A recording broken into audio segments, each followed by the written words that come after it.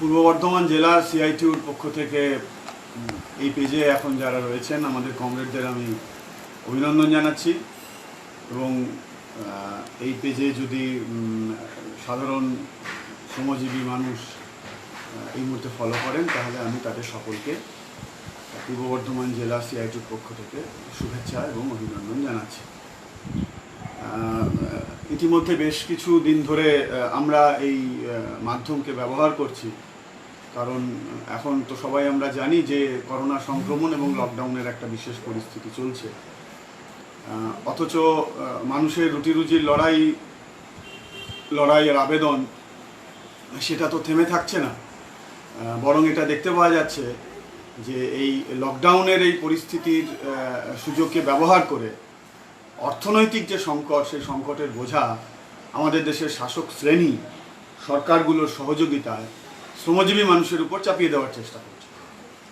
ফলে শ্রমজীবী মানুষের লড়াই আন্দোলনের কথা শ্রমজীবী মানুষ সহ সাধারণ মানুষ, সমাজের সমস্ত খেটে খাওয়া শ্রেণীগুলি এবং মানুষের কাছে নিয়ে যাওয়াটা খুব জরুরি। তাই এই মাধ্যমটাকে আমরা ব্যবহার করছি। আমি সরাসরি একদম জেলা সিআইটিউ যে বিষয়ে আমাকে এখানে বলতে নির্দেশ দিয়েছে, আমি সেই বিষয়বস্তুর মধ্যে আমি ঢুকে যাচ্ছি। ইতিমধ্যে আপনারা অনেকে জানেন যে আমাকে এখানে বলা হয়েছে, এবং আজকে যেহেতু 25শে জুন, আজ থেকে 45 বছর আগে এইরকমই 25শে জুন মধ্যরাত্রিরে আমাদের দেশে অভ্যন্তরীণ জরুরি অবস্থা জারি করা হয়েছিল, এবং সেই জন্য এই দিনটাকে মনে রেখে শ্রমিক শ্রেণীর সামনে লড়াইয়ের ইতিহাস, কোন প্রতিকূলতার মধ্যে তারা শ্রমিক শ্রেণীকে লড়াই করতে হয়েছে, আমাদের দেশের শ্রমিক শ্রেণী, সেই লড়াইয়ের দুর্বলতা, পিছিয়ে যাওয়া, ব্যর্থতা, সেই লড়াইয়ের সাফল্য, জয়লাভ, এই সব কিছুর ইতিহাস তো আছে। এবং 45 বছর আগে ইমার্জেন্সি যেমন শ্রমজীবী মানুষের লড়াই আন্দোলনের উপর একটা বড় আক্রমণ ছিল, ঠিক সেই রকম পরিস্থিতিতেও এদেশের শ্রমজীবী মানুষ লড়াই করেছিল। গণতন্ত্রের জন্য লড়াই অনেক বেশি শক্তিশালী হয়েছিল, সংগঠিত হয়েছিল। 77 সালে আমাদের দেশের সরকারের পরিবর্তন ঘটেছিল। সবই ইতিহাসের এক একটা গুরুত্বপূর্ণ মোড়, যেখানে শ্রমিক শ্রেণী সহ আমাদের দেশের সমস্ত ধরনের শ্রমজীবী মানুষ উল্লেখযোগ্য ভূমিকা পালন করেছিলেন। এবং বলবার কোনো অপেক্ষা রাখে না যে সেই লড়াইয়ে, শ্রমজীবী মানুষের সেই লড়াইয়ে, শ্রমিক শ্রেণীর সেই লড়াইয়ে, শ্রমিক শ্রেণীর নেতৃত্বে শ্রমিক, কৃষক সহ সমাজের সর্বস্তরের শ্রমজীবী মানুষকে সংগঠিত করে সেদিনে শ্রমিক শ্রেণীর অধিকারের লড়াই ইমার্জেন্সির পরিস্থিতিতে, এবং তারপরে গণতন্ত্রকে পুনরুদ্ধারের যে লড়াই, সেই লড়াইয়েও সিআইটিউর একটা উজ্জ্বল ভূমিকা আছে। আজকে আমরা সিআইটিউর 50 বছর আমরা এই কদিন আগে আমরা অতিক্রম করলাম, মে মাসের 30 তারিখে। ফলে এই দিনটাকে স্মরণ করা, শুধু তো স্মরণ নয়, স্মরণ করা এই জন্য যে ইতিহাসে আটকে থাকা না, স্মরণ করা এই জন্য যে সেই লড়াইয়ের যে অভিজ্ঞতা, যে ইতিহাস, সেই ইতিহাস থেকে বর্তমানের যে বর্তমানের লড়াইটাও তো গণতন্ত্রের জন্য লড়াই শ্রমজীবী মানুষের সামনে। বর্তমানের লড়াইটাও তো শ্রমজীবী মানুষের তাদের যে অধিকারগুলির উপর আক্রমণ সংগঠিত হচ্ছে তার বিরুদ্ধে লড়াই। এবং এই শ্রমজীবী মানুষের যে লড়াই, সেই লড়াইয়ের এগিয়ে যাওয়ার, লড়াইয়ের জয়লাভের অন্যতম শর্ত হলো ঐক্য। এবং সিআইটিউর স্লোগান যে সংগ্রাম, ঐক্য, সংগ্রাম, এই যে ঐক্য, সেই ঐক্যকে ভাঙার উপাদান শাসক শ্রেণী চিরকালই সেই উপাদানকে তারা জারি রাখে, আজকেও জারি আছে। এবং আজকে এই শ্রমজীবী মানুষকে বিভক্ত করার, ঐক্য ভেঙে দেওয়ার এই উপাদান আমরা দেখতে পাচ্ছি ধর্মীয় সাম্প্রদায়িকতার যে উপাদান, বা তার যে তার যে হাতিয়ার, তার যে রাজনীতি, তাকে ব্যবহার করা হচ্ছে। ফলে সেই জন্য 45 বছর আগে ইমার্জেন্সির অভিজ্ঞতা আমাদেরকে বুঝতে হবে, আমাদেরকে চর্চার মধ্যে আনতে হবে। আমাদের আজকের প্রজন্মের আমরা যারা ট্রেড ইউনিয়নের কর্মী, আমাদেরকে বুঝতে হবে এবং শ্রমজীবী মানুষকে আমাদেরকে শিক্ষিত করতে হবে যে আজকে আমার কারখানার গেটের সামনে, আমার জমির আলের ধারে, আমি যে মহল্লায় বাস করি সেই মহল্লাতে, আমি যে বাড়িতে বাস করি সেই বাড়ির দরজার সামনে যে বিপদ নেমে এসেছে বা যে বিপদ ঘনিয়ে আসছে অদূর ভবিষ্যতে, সেই বিপদের মোকাবিলা করবার জন্য আমাদের ইতিহাস চর্চা প্রয়োজন। এবং সেই দিক থেকে ৪৫ বছর আগেকার যে আজকের দিনে মধ্যরাত্রিরে যে অভ্যন্তরীণ জরুরি অবস্থা জারি করা হয়েছিল, ফলে সেটাকে আমাদের চর্চার মধ্যে রাখতে হবে। ফলে সেই জন্য পূর্ব বর্ধমান জেলা সিআইটিউ আমার যে সাবজেক্ট এখানে নির্দিষ্ট করেছে যে জরুরি অবস্থায় ৪৫ বছর, বর্তমান সময়ে অর্থনীতি, গণতন্ত্র এবং সম্প্রীতির উপর যে আক্রমণ, সম্প্রীতির উপর আক্রমণ, এই হলো আমার বলবার বিষয়। আমি চেষ্টা করব আমার এই বলবার বিষয়কে এই সাবজেক্টের মধ্যেই একদম নির্দিষ্ট রাখতে চেষ্টা করতে। যদিও আমার এই ব্যাপারে বড় দুর্নাম এবং দুর্বলতা আছে যে আমি খুব সাবজেক্টের বাইরে হয়তো অনেক সময় চলে যাওয়ার এই অভ্যাস আছে, আমি বুঝি সবসময়, কিন্তু পারা যায় না আর কি। যাই হোক, আমি চেষ্টা করছি। তো আমি এইটা জরুরি অবস্থার ৪৫ বছর সম্পর্কে আমি কেবল ২-৩টে কথা এখানে বলতে পারি, কারণ আমার মূল ফোকাসটা আলোচনার আজকের অর্থনীতি, আজকের গণতন্ত্র এবং আজকের যে সম্প্রীতির উপর আক্রমণের যে কথা আমরা বলেছি সেইটার উপর। সেই জন্য শুধুমাত্র আমরা ওখানে আটকে থাকলে হবে না, ওর থেকে আমাদের শিক্ষা নিতে হবে। প্রথম কথা, আমাদের অভিজ্ঞতা কি? ৭৫-এর এই সময়ে যে জরুরি অবস্থা জারি হয়েছিল, সেই সময় আমাদের দেশে তার যে পরিপ্রেক্ষিত, তার আগে আমাদের এই বাংলাতে, আমাদের দেশে শ্রমিক, কৃষক, ছাত্র, শিক্ষক, কর্মচারী, যুব সমাজের সর্বস্তরের মানুষের একটা আন্দোলনের একটা নতুন করে জোয়ার আমরা তৈরি হতে দেখেছি। এবং যদি আমরা দেখি, যদি পৃথিবীর ইতিহাসের দিকে একটু তাকিয়ে দেখি, তাহলে আমাদের দেখতে পাবো যে দ্বিতীয় বিশ্বযুদ্ধ উত্তর পৃথিবীতে যুদ্ধ পুনর্গঠনকে ব্যবহার করে পুঁজিবাদ সে নতুন করে সে পুনরুজ্জীবিত হতে পেরেছিল। এবং সেই জন্য পণ্ডিতরা বলছেন যে ৪৫ থেকে ৭২ এই সময়টা হলো গোল্ডেন এজ অফ ক্যাপিটালিজম। যদিও এটা পূর্ব ইউরোপ সহ, সোভিয়েত সহ পূর্ব ইউরোপের সমাজতন্ত্রের বিপর্যয়ের আগে পর্যন্ত ইন্টেলেকচুয়াল লেভেলে বা পলিটিক্যাল থিওরিটিক্যাল জায়গাতে এটা যে খুব বেশি চর্চার মধ্যে এসেছিল, এটা আমরা দাবি করতে পারি না।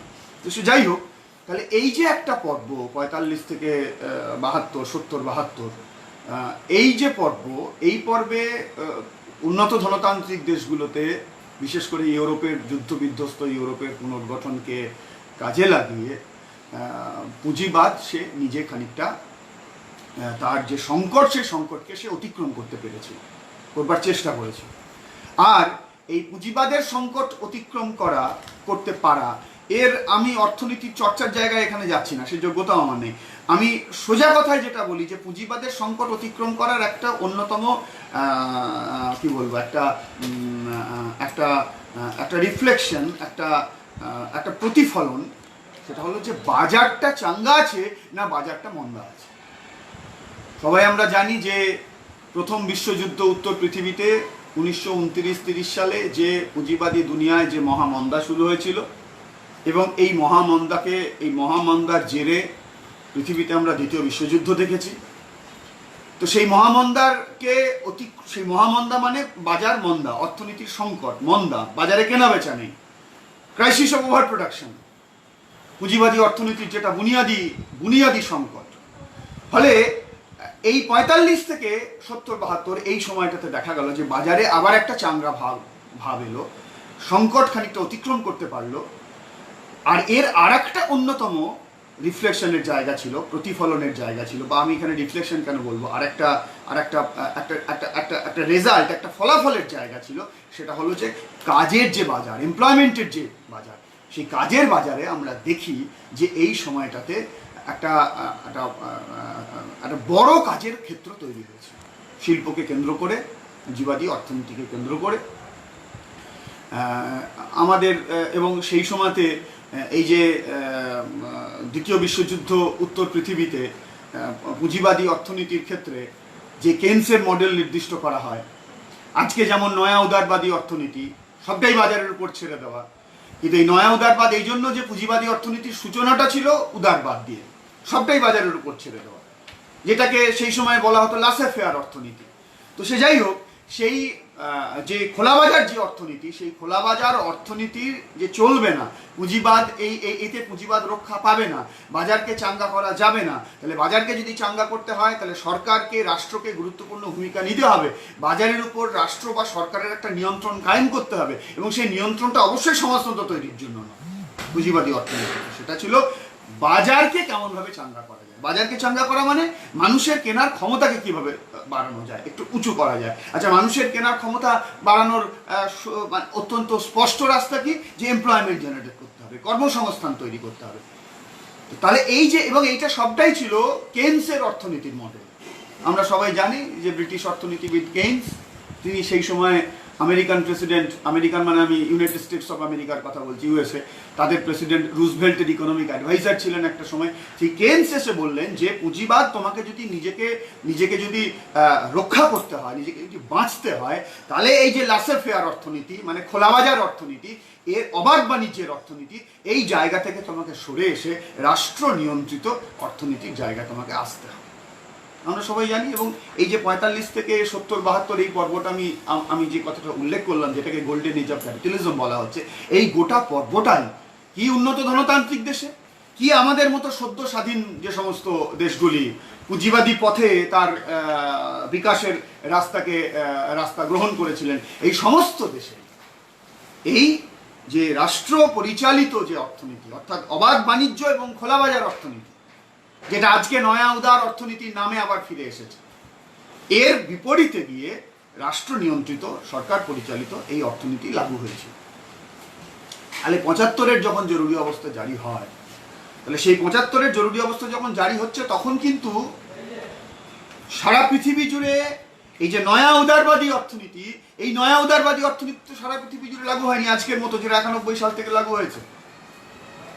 তাহলে তখন যখন ইমার্জেন্সি জারি হচ্ছে, তখনও কিন্তু স্টেট ক্যাপিটালিজমের সময়। ভারতবর্ষে যখন ইমার্জেন্সি জারি হচ্ছে, তখন স্টেট ক্যাপিটালিজমের সময়।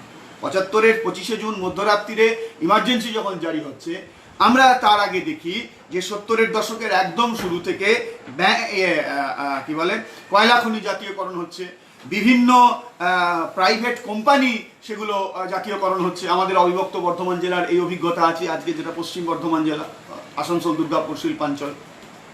আমরা যদি দেখি যে তারও কয়েক দশক আগে রাষ্ট্র সে ভারী শিল্প তৈরি করছে। এইরকম একটা পরিপ্রেক্ষিত, বলে রাষ্ট্র নিয়ন্ত্রিত পুঁজিবাদ অর্থনীতি আমাদের দেশে পরিচালিত হয়েছে। গোটা পৃথিবীরই ধনতান্ত্রিক যে অর্থনীতি, সে ধনতান্ত্রিক অর্থনীতির ব্যবস্থায় সেটা পরিচালিত হয়েছে। তো তাহলে কিন্তু এটা ঠিকই যে 75-এর জরুরি অবস্থা, তার প্রধান যে অভিমুখ, সে প্রধান অভিমুখ ছিল যে রাজনৈতিক ক্ষেত্রে মানুষের যে অধিকার, সেই অধিকারকে কার্ড করা। 75-এর জরুরি অবস্থা তার প্রধান যে ফোকাস, তার যে প্রকাশভঙ্গি, সেটা অবশ্যই এইটা ছিল যে রাজনৈতিক ক্ষমতা, রাষ্ট্র কাঠামোয়, যে স্টেট ক্যাপিটালিস্ট যে কাঠামো, মানে রাষ্ট্র নিয়ন্ত্রিত পুঁজিবাদী যে অর্থনীতি যে রাষ্ট্র কাঠামোয় রয়েছে, সেই রাষ্ট্র কাঠামোয় ক্ষমতা কার হাতে থাকবে। তাহলে অর্থাৎ রাজনৈতিক, তার ফোকাসটা ছিল রাজনৈতিক, এটা নিয়ে কোনো সন্দেহ নেই। এবং সবাই আমরা জানি যে বিরোধী রাজনৈতিক দলগুলির সমস্ত অধিকার কেড়ে নেওয়া হয়েছিল। আমরা জানি সংবাদপত্রের যে স্বাধীনতা, সেই স্বাধীনতাকে বাতিল করে দেওয়া হয়েছিল। আমরা জানি যে বিরোধী সমস্ত রাজনৈতিক নেতাদেরকে একটা বড় অংশকে জেলে পুরে দেওয়া হয়েছিল।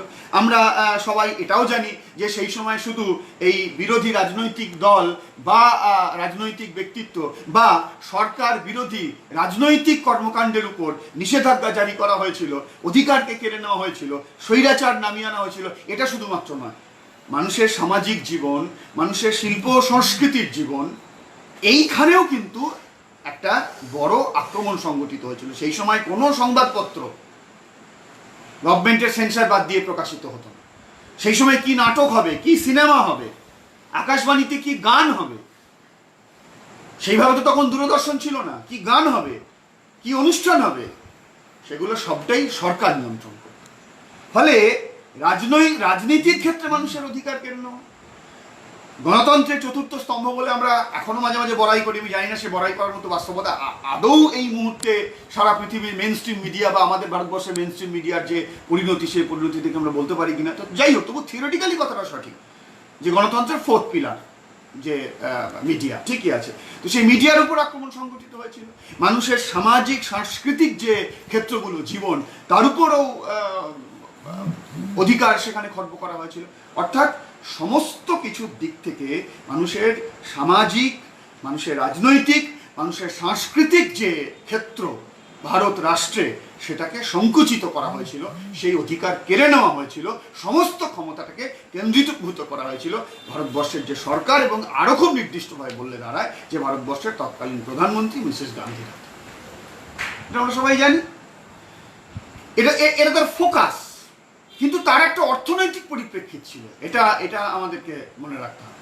আমি এখানে এটা লিঙ্ক করতে পারবো না, আমি চাইছিও না, কারণ সেই আলোচনাটা অনেক গভীরে চলে যাবে। আমি শুরুতেই বলেছি সেই গভীরতা আমার নেই, আমি অর্থনীতির এই বিষয়ে আমার গভীরতা নেই। কিন্তু আমি একটা প্রশ্ন রাখছি যে এই পেজের মধ্য দিয়ে যদি অন্ততপক্ষে একজনের মধ্যে এই আগ্রহ, এই আকাঙ্ক্ষা তৈরি করতে পারা যায়। এই যে আমরা দেখছি 91 সাল থেকে নয়া উদারবাদী যে অর্থনীতি সারা পৃথিবীতে লাগু হয়েছে, আমাদের দেশে লাগু হয়েছে। কিন্তু আমরা যদি খুব স্পষ্ট করে বিশ্লেষণ করি, তাহলে আমরা দেখতে পাবো পৃথিবীতে নয়া উদারবাদী অর্থনীতি বলতে 91 সালে যা লাগু হয়েছে, এবং আমরা এই প্রায় 3টে দশকে আমাদের জীবনের অভিজ্ঞতায় তার যে কি বলবো, তার যে ভয়ঙ্কর পরিণতি আমরা দেখেছি, যে যে যে উপাদানগুলো, যে কোনো সাধারণ মানুষের যে রুটি রুজি, সাধারণ মানুষের মজুরি বৃদ্ধি, সাধারণ মানুষের কেনার ক্ষমতা একটু বাড়া, এই যে জায়গাগুলো, কর্মসংস্থানের ক্ষেত্র বাড়া, এগুলো তো কমে যাচ্ছে, সবটাই বাজারের উপর নিয়ন্ত্রণ করছে। এবং বড় বড় বাজার, মানে বাজারকে কে নিয়ন্ত্রণ করছে? কর্পোরেট নিয়ন্ত্রণ করছে, বড় বড় কর্পোরেটগুলো নিয়ন্ত্রণ করছে। আমরা দেখতে পেয়েছি, আমাদের সকলের জীবনের অভিজ্ঞতায় তা আছে। এই একই অর্থনীতি কিন্তু আমাদের দেশ, সারা পৃথিবীতে কিন্তু অর্থনীতির আজকে যেটা 91 সাল থেকে আমরা নয়া উদারবাদী অর্থনীতি বলে, তার একটা স্ট্রাকচার, একটা কাঠামো গোটা পৃথিবী জুড়ে আমরা দেখতে পাচ্ছি। কিন্তু এই অর্থনীতি লাগু কিন্তু হয়ে গেছে, যদি আমরা সেটা বলি, সেই অর্থে শুরুয়াত 1973 সালে চিলিতে সালভাদের আলেন্দের যে সরকার, সেই সরকারকে পিনোচেতের যে সামরিক অভ্যুত্থান, তার নেতৃত্বে সেই সামরিক অভ্যুত্থানে আলেন্দেকে খতম করা, তার সরকারকে পতন করা, তার মধ্য দিয়ে কিন্তু পৃথিবীতে আজকের এই নয়া উদারবাদী অর্থনীতির পথ চলা শুরু হয়ে গেছে। এবং সেই আলেন্দের যে সরকার, সেই সরকারকে যখন হটানো হয়েছিল, কেন? আলেন্দের কসুর কিছুই, আলেন্দের দোষ কিছু। আলেন্দের দোষ এইটাই ছিল যে আলেন্দে সেই সময় মার্কিন যে সমস্ত বড় বড় কর্পোরেট লাতিন আমেরিকার দেশগুলোতে চুষে খাচ্ছিল, সেই কর্পোরেটদের হাত থেকে চিলির যে রাষ্ট্রায়ত্ত সম্পদ, চিলির যে সমস্ত অর্থনৈতিক ক্ষেত্রগুলো, সেই ক্ষেত্রগুলোকে রাষ্ট্রের যে অধিকার, রাষ্ট্রের যে অধীন, সেই রাষ্ট্রের অধীনে নিয়ে আসা।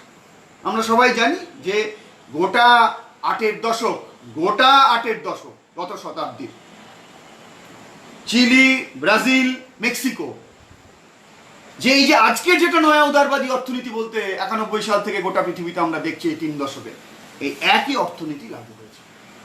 এবং এই যে চিলিতে যখন বা এই লাতিন আমেরিকার যে দেশগুলোতে একটার পর একটা দেশগুলোতে যখন গণতান্ত্রিক সরকারকে উৎখাত করা হচ্ছে, সেখানে হয় একটা মার্কিন পাপেট গভর্নমেন্ট তৈরি করা হয়েছিল, অথবা সেখানে একেবারে সরাসরি মার্কিন মদতপুষ্ট যে সামরিক বাহিনী, তারা যে সরকার চালিয়েছিল, তার একটাই উদ্দেশ্য ছিল সাধারণ জনগণের যে কোনো ধরনের গণতান্ত্রিক অধিকার, রাজনৈতিক, সামাজিক, সাংস্কৃতিক, অর্থনৈতিক, যে কোনো ধরনের গণতান্ত্রিক অধিকার, সেই অধিকারকে কেড়ে নিতে হবে।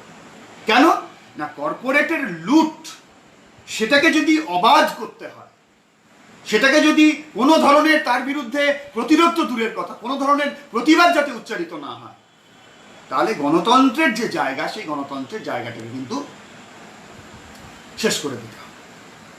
আমি এই কোনো সংযোগ আমি তৈরি করতে চাইছি না, কিন্তু আমি প্রশ্নটাকে উত্থাপন করছি যে আমাদের দেশে 75-এ যখন ইমার্জেন্সি জারি করা হলো, সেই সময় আমাদের দেশের অর্থনীতিরও কিন্তু গভীর সংকট তৈরি হয়ে গেছে।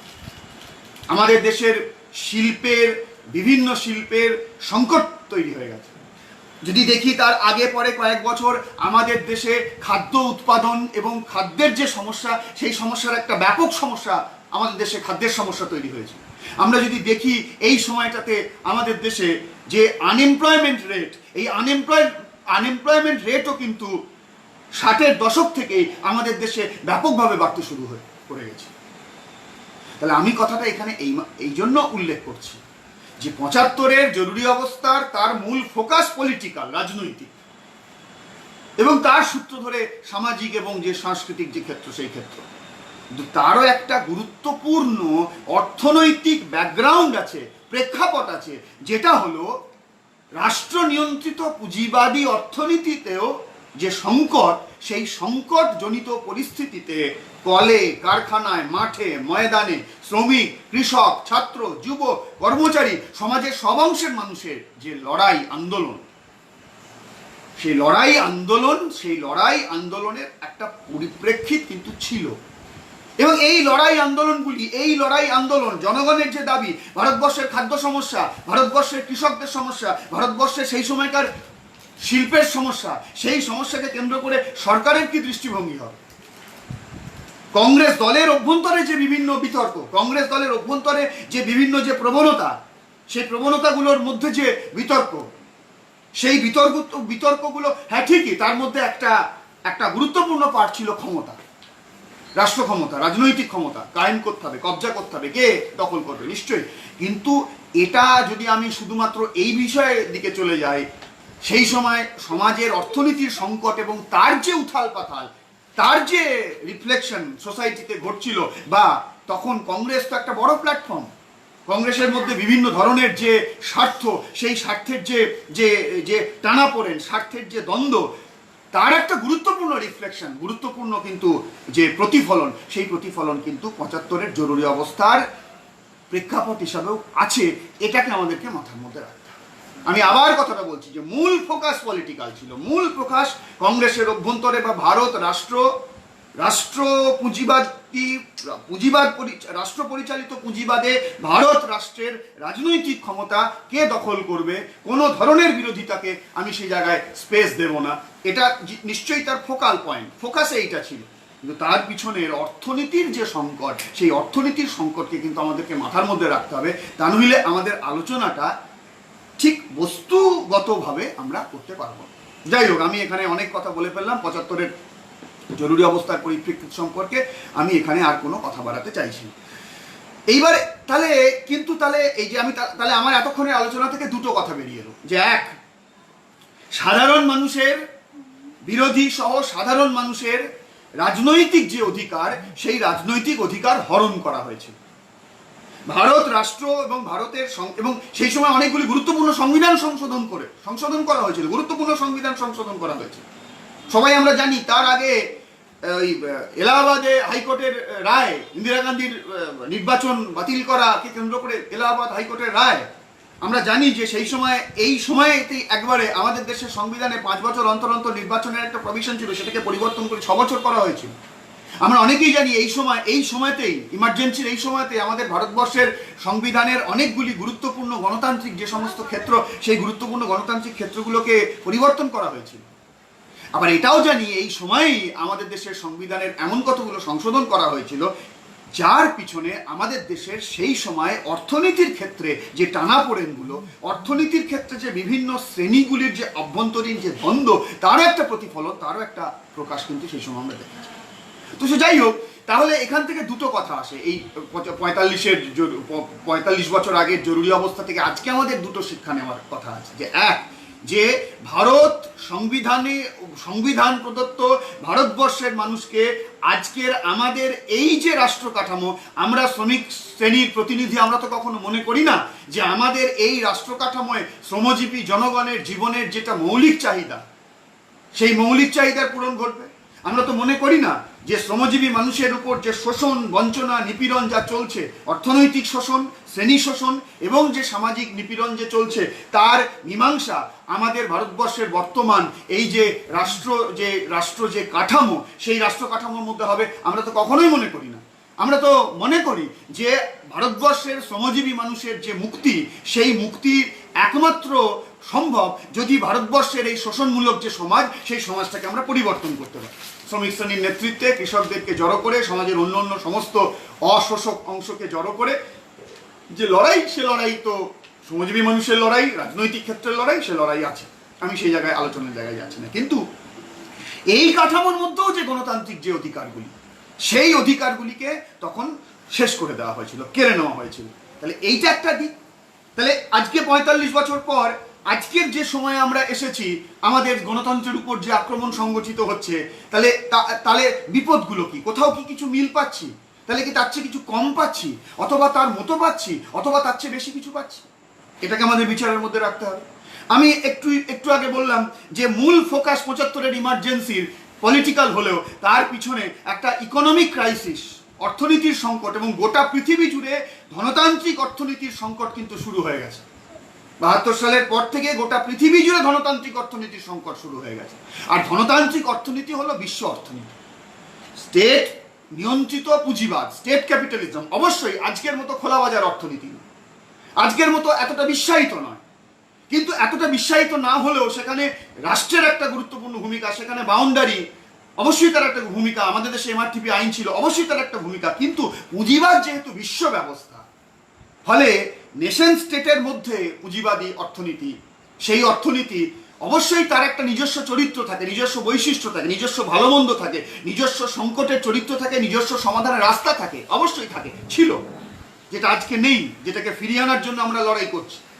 কিন্তু এটাকে সবসময় মনে রাখতে হবে, পুঁজিবাদ যেহেতু বিশ্ব ব্যবস্থা, ফলে আন্তর্জাতিক ক্ষেত্রে ৭২ সাল ৭৩ সালের পর থেকে পুঁজিবাদী অর্থনীতির যে সংকট তৈরি হয়ে গেছিল, সারা পৃথিবী জুড়ে এমপ্লয়মেন্টের যে ফ্লারিশ ঘটেছিল ৪৫ থেকে ৭০ এই সময় পর্বে, আস্তে আস্তে আবার কর্মসংকোচন শুরু করলো, আবার ছাঁটাই শুরু করলো, আবার শ্রমজীবী মানুষের বিভিন্ন অধিকার খর্ব হতে শুরু করলো, আবার আনএমপ্লয়মেন্ট রেট বাড়তে শুরু করলো ৭২-৭৩ সালের পর থেকে সারা পৃথিবীতে। আমরাও আমাদের দেশে কিন্তু আমরা সেই সময় দেখতে পারি, আমি একটু আগেই বললাম। ফলে ৪৫ বছর আগে ৭৫-এর জরুরি অবস্থায় এই অর্থনৈতিক সংকটের প্রেক্ষাপটটাও কিন্তু আমাদেরকে মাথার মধ্যে রাখতে হবে। এটা যদি আমরা মাথার মধ্যে রাখতে পারি, তাহলে আজকের দিনে এই যে সাবজেক্ট হিসেবে আমাকে নির্দেশ দেওয়া হয়েছে যে বর্তমান সময়ের অর্থনীতি, গণতন্ত্র এবং সম্প্রীতির উপর আক্রমণ, এইটাকে আমরা ধরতে পারব। আজকে আমাদের অর্থনীতির উপর যে আক্রমণ, সেই আক্রমণের চরিত্র আমরা সবাই বুঝি। ইতিমধ্যে আমাদের এই পেজে ২০ তারিখ আমাদের সাধারণ সম্পাদক কমরেড তপন সেন বক্তৃতা করেছেন। আমাদের সকলের কাছে অত্যন্ত শিক্ষণীয় সেই বক্তৃতা হয়েছে, এবং সেই বক্তৃতার মধ্যে আজকের ভারতবর্ষ, সারা পৃথিবী এবং আমাদের দেশের অর্থনীতি কোন ভয়ঙ্কর বিপদের মুখে দাঁড়িয়ে আছে, সেটা কমরেড তপনদা বলেছেন। এবং আমি যতদূর উপলব্ধি করতে পারছি, সেদিনও যারা এই পেজ ফলো করেছিলেন তাদের একটা সিংহভাগ আজকে এই পেজ ফলো করছেন বা করবার কথা। সেই জন্য আমি আমাদের দেশের অর্থনীতি আজকে তার ডেটা, তার পরিসংখ্যান, এই সব দিয়ে যা তপনদা আলোচনা করেছেন, ফলে একটা উচ্চ মার্গের আলোচনা হয়েছে। আমার মতো একজন সাধারণ কর্মী, আমি সেই আলোচনার জায়গায় আমি যেতে চাইছি না। সেই জন্য আজকে অর্থনীতির সংকটের চেহারার বর্ণনা আমি আজকের এই আলোচনার মধ্যে আমি রাখতে চাইছি না। কিন্তু এটা আমরা সবাই বুঝতে পারছি যে ২০০৮ সালে সারা পৃথিবী জুড়ে যে নয়া উদারবাদী অর্থনীতির যে সংকট শুরু হয়েছে, যে মন্দা শুরু হয়েছে ২০০৮ সালে, সেই মন্দা গোটা পৃথিবী জুড়ে সেই মন্দা কাটার কোনো লক্ষণ নেই। এবং আমাদের দেশের ক্ষেত্রে যদি আমরা দেখি যে ২০০৮ সালে সারা পৃথিবীর যে এই অর্থনৈতিক মন্দা, সেই মন্দার প্রভাব আমাদের দেশের অর্থনীতিতে পড়েছে। কিন্তু ২০০৮ সালে সারা পৃথিবীর যে অর্থনৈতিক মন্দা শুরু হয়েছিল মূলত মার্কিন দেশের রিয়েল এস্টেটের কারবারে ধসের মধ্য দিয়ে, শেয়ার বাজারে ধসের মধ্য দিয়ে, সেই সময় ২০০৮ সালেই আমরা আমাদের দেশের আজকের দিনে পুঁজিবাদী বিশ্বের অর্থনীতির যে সংকট এবং যে মন্দা, সেই মন্দাটা আমরা তখন উপলব্ধি করিনি। তার প্রধান কারণ এইটা ছিল, সবাই আমরা জানি যে ২০০৮-এ ইউপিএ ১ সরকার, যে ইউপিএ ১-কে কমন মিনিমাম প্রোগ্রামের ভিত্তিতে ভারতবর্ষের শ্রমিক শ্রেণী সহ সাধারণ মানুষের অন্ততপক্ষে স্বার্থে খানিকটা সরকারের চোখ ফেরানো, অন্ততপক্ষে আগের বিজেপি সরকার যেভাবে কর্পোরেটের স্বার্থে দেশ চালিয়েছে, যেভাবে লুটের জন্য আমাদের দেশকে খুলে দিয়েছিল, সেইটাকে খানিকটা অন্ততপক্ষে বন্ধ করার যে যে যে যে রাজনৈতিক বাধ্যতা নিয়ে, রাজনৈতিক কর্মসূচি নিয়ে, রাজনৈতিক দায়বদ্ধতা নিয়ে লেফট 61 লেফট এমপি তার সাপোর্টে ইউপিএ 1 গভর্নমেন্ট যখন আমাদের দেশে চলেছিল 2008-এ, তার ফলে আমাদের দেশে বাজপেয়ী জামানায় এটা আমরা সবাই জানি যে আমাদের দেশে নয়া উদারবাদী অর্থনীতি লাগু হয়েছে 91 সালে। নরসিমহা রাও আমাদের দেশের তখন প্রধানমন্ত্রী, ডক্টর মনমোহন সিং তখন আমাদের দেশের অর্থমন্ত্রী, এবং আমরা কলকারখানার গেটে মনমোহনী অর্থনীতির বিরুদ্ধে আমরা গলা ফাটিয়েছি। আমরা তখন দেখেছিলাম যে এই নয়া উদারবাদী অর্থনীতি স্ট্রাকচারাল অ্যাডজাস্টমেন্ট, কাঠামোগত সংস্কার মানে দেশের যে আইন কানুনগুলো আছে, যে আইন কানুনগুলো অবাধে কর্পোরেটের বাণিজ্যের পরিপন্থী, যে আইন কানুনগুলো ব্যবসা বাণিজ্য অর্থনীতি পরিচালনায় সরকারের অধিকার সুনিশ্চিত করেছিল, শ্রমজীবী মানুষের খানিকটা যে অধিকার, সেই অধিকারকে সুরক্ষিত রেখেছিল। স্ট্রাকচারাল অ্যাডজাস্টমেন্ট মানে ছিল এটাকে বদল করে দেওয়া, যে সরকারের ভূমিকা কমিয়ে দেওয়া, শ্রমজীবী মানুষের যে সমস্ত অধিকার যা সুরক্ষিত ছিল তাকে একটা বিপদের মধ্যে ফেলা, আর যে আইনের বলে অবাধে কর্পোরেট আমাদের দেশের অর্থনীতিতে ঢুকতে পারছিল না, সেই আইনকে পরিবর্তন করে কর্পোরেটের অবাধ বাণিজ্য করবার, অবাধ হস্তক্ষেপ করবার যে নীতি, সেটাই ছিল স্ট্রাকচারাল অ্যাডজাস্টমেন্ট। আমি অত্যন্ত মেঠো একজন রাজনৈতিক ট্রেড ইউনিয়নের কর্মী হিসাবে আমি এই কথা বললাম। তো সেই সময় স্ট্রাকচারাল অ্যাডজাস্টমেন্ট জেনারেশন 1 ছিল, স্ট্রাকচারাল অ্যাডজাস্টমেন্ট প্রথম প্রজন্মের স্ট্রাকচারাল অ্যাডজাস্টমেন্ট। এখন এই মুহূর্তে আমরা আছি স্ট্রাকচারাল অ্যাডজাস্টমেন্ট 2 নম্বর জেনারেশনে, আমরা এসে এখানে হাজির হয়ে গেছি। তো সেই সময়তেও এটার অভিজ্ঞতা আমাদের আছে যে সেই নরসিমহা রাও গভর্নমেন্ট, মনমোহনী অর্থনীতি। কিন্তু যেহেতু 2004 সালে লোকসভা নির্বাচনের পরে যে বিশেষ পরিস্থিতি তৈরি হয়েছিল, যে পরিস্থিতিতে কংগ্রেসের নেতৃত্বে ইউপিএ সরকারকে বামপন্থী 61 জন এমপির সমর্থন একটা গুরুত্বপূর্ণ ছিল, এবং সেই সমর্থনের ভিত্তি তৈরি হয়েছিল কোনো মন্ত্রিত্ব নয়, সমর্থনের ভিত্তি তৈরি হয়েছিল কমন মিনিমাম প্রোগ্রাম, সাঝা নিয়ন্ত্রণ কর্মসূচি, যেটাকে আমরা সারা দেশ জুড়ে এই নামে পপুলার হয়েছিল, সাধারণ ন্যূনতম কর্মসূচি। তো সেই সাধারণ ন্যূনতম কর্মসূচির অন্যতম জায়গা ছিল যে বাজপেয়ী সরকারের মতো বেচারামের সরকার হওয়া যাবে না। এটা একটা অদ্ভুত ব্যাপার যে মনমোহনী অর্থনীতি, মনমোহন সিং এর হাত ধরে যে নিওলিবারাল অর্থনীতি আমাদের দেশে লাগু হয়েছিল, সেই মনমোহন সিং যখন প্রথম টার্মের প্রধানমন্ত্রী, বামপন্থীদের সমর্থিত সরকার, হ্যাঁ এই গর্ব বামপন্থীরা প্রকাশ করতে পারে, অহংকার নয়, গর্ব। জাতির কাছে, শ্রমজীবী জনগণের কাছে, রাষ্ট্রের কাছে, দেশের কাছে এই দায়বদ্ধতা বামপন্থীরা পালন করেছিল। এবং এইটা প্রমাণ করছে যে পার্লামেন্টের ভিতরে বামপন্থীদের সংখ্যা যদি বেশি থাকে, বামপন্থীদের সাংসদ সংখ্যা যদি বেশি থাকে, তাহলে জনগণের স্বার্থের কথা সেখানে উচ্চারিত হয়। আর বামপন্থীদের সংখ্যা কমে গেলে কিংবা অথবা বামপন্থীরা অনুপস্থিত হয়ে গেলে কর্পোরেটের স্বার্থ, হাঙরদের স্বার্থ, দেশি বিদেশি হাঙরদের স্বার্থ, সেই স্বার্থ পার্লামেন্ট তখন সুরক্ষিত করে। আজকে এটা মানুষের জীবনের অভিজ্ঞতা আমরা দেখেছি। তো যাই হোক, আমি সেই জায়গায় যেতে চাইছি না, অন্য জায়গায় আমি কথাটা চলে গেলাম। তো সেই সময় তাহলে এই যে স্ট্রাকচারাল অ্যাডজাস্টমেন্ট 2, এই পর্যায়ে আমরা আছি। কিন্তু এই 8 সালে এই মন্দাকে আমরা দেখতে পাইনি। তার কারণ কি? তার কারণ ওই যে ইউপিএ 1 কে লেফটের সাপোর্ট, যে না, বাজপেয়ী সরকারের বেচারামের যে নীতি, সেই নীতি তোমাকে বন্ধ করতে হবে। রাষ্ট্রায়ত্ত যে সমস্ত লাভজনক প্রতিষ্ঠান, সেই রাষ্ট্রায়ত্ত লাভজনক প্রতিষ্ঠানগুলোকে তোমাকে অবাধে বিক্রি করা যাবে না, যা বাজপেয়ী সরকার শুরু করেছিল। অরুণ শৌরী তখন মন্ত্রী ছিলেন, মিনিস্ট্রি অফ ডিসইনভেস্টমেন্ট, সোজা কথায় বিলগ্নীকরণ দপ্তর। সেটা করা যাবে না, সেটা বন্ধ হয়েছিল। তাই 2008 সালে মার্কিন দেশে রিয়েল এস্টেটে, শেয়ার বাজারে ধসের মধ্য দিয়ে পুঁজিবাদী দুনিয়ায় যে মহামন্দা শুরু হয়েছিল, 14 সালে আমাদের দেশে মনমোহন সিং সরকার আসার আগে পর্যন্ত আমরা আমাদের দেশের অর্থনীতিতে সেই মন্দার প্রভাব অতটা গভীরভাবে পড়েনি, চুইয়ে পড়েছে। আমি আগেই বলেছি, পুঁজিবাদ বিশ্ব ব্যবস্থা। কিন্তু আমরা লিবারাল অর্থনীতি লাগু করে ফেলেছি 91 সালে। চাইলেই আমরা চাইবো আর হবে না, এ হয় না। ঠিক যেমন আজকে লিবারাল অর্থনীতিতে সরকার তার ভূমিকা ছেড়ে দিয়ে এসেছে, তাই আজকে প্রধানমন্ত্রী বা মুখ্যমন্ত্রী যতই নাকে কাঁদুন যে লকডাউনের সময় শ্রমজীবী মানুষের যেন কাজ না যায়, যেন মজুরি কাটা না হয়, যতই নাকে কাঁদুন, যতই আবেদন নিবেদন করুন, কর্পোরেট শুনবে না, কর্পোরেট শোনেনি, কারণ সরকার সেই অধিকার স্ট্রাকচারাল অ্যাডজাস্টমেন্টের নাম করে ছেড়ে দিয়ে চলে এসছে। যাই হোক, সেটা আমি আবার অন্যদিকে চলে গেলাম, আমি প্রসঙ্গে ফিরে আসি। তাহলে এইটা আমরা বুঝিনি, কিন্তু 14 সালের পর থেকে, আমি আবার বলছি, তপনদা বিস্তৃত বলেছেন, আমি সেই বর্ণনার জায়গায় যাব না, কিন্তু আমি মৌলিক জায়গাটা বলছি। আমার এই আলোচনার মধ্যে, আমার এই আলোচনায় যতটুকু প্রয়োজন, যে 14 সালের পর থেকে আমাদের দেশে বিজেপির নেতৃত্বে যে সরকার চলছে, সেই সরকারের ফলে এই যে অবাধ বাণিজ্য, খোলাবাজার অর্থনীতি, একেবারে নির্বিচারে কর্পোরেটিকরণ, একেবারে আমাদের রাষ্ট্রায়ত্ত সংস্থাগুলোকে শেষ করে দেওয়া, সেই নীতি আমরা দেখেছি। অথচ 14 সালের লোকসভা ভোটে ওদের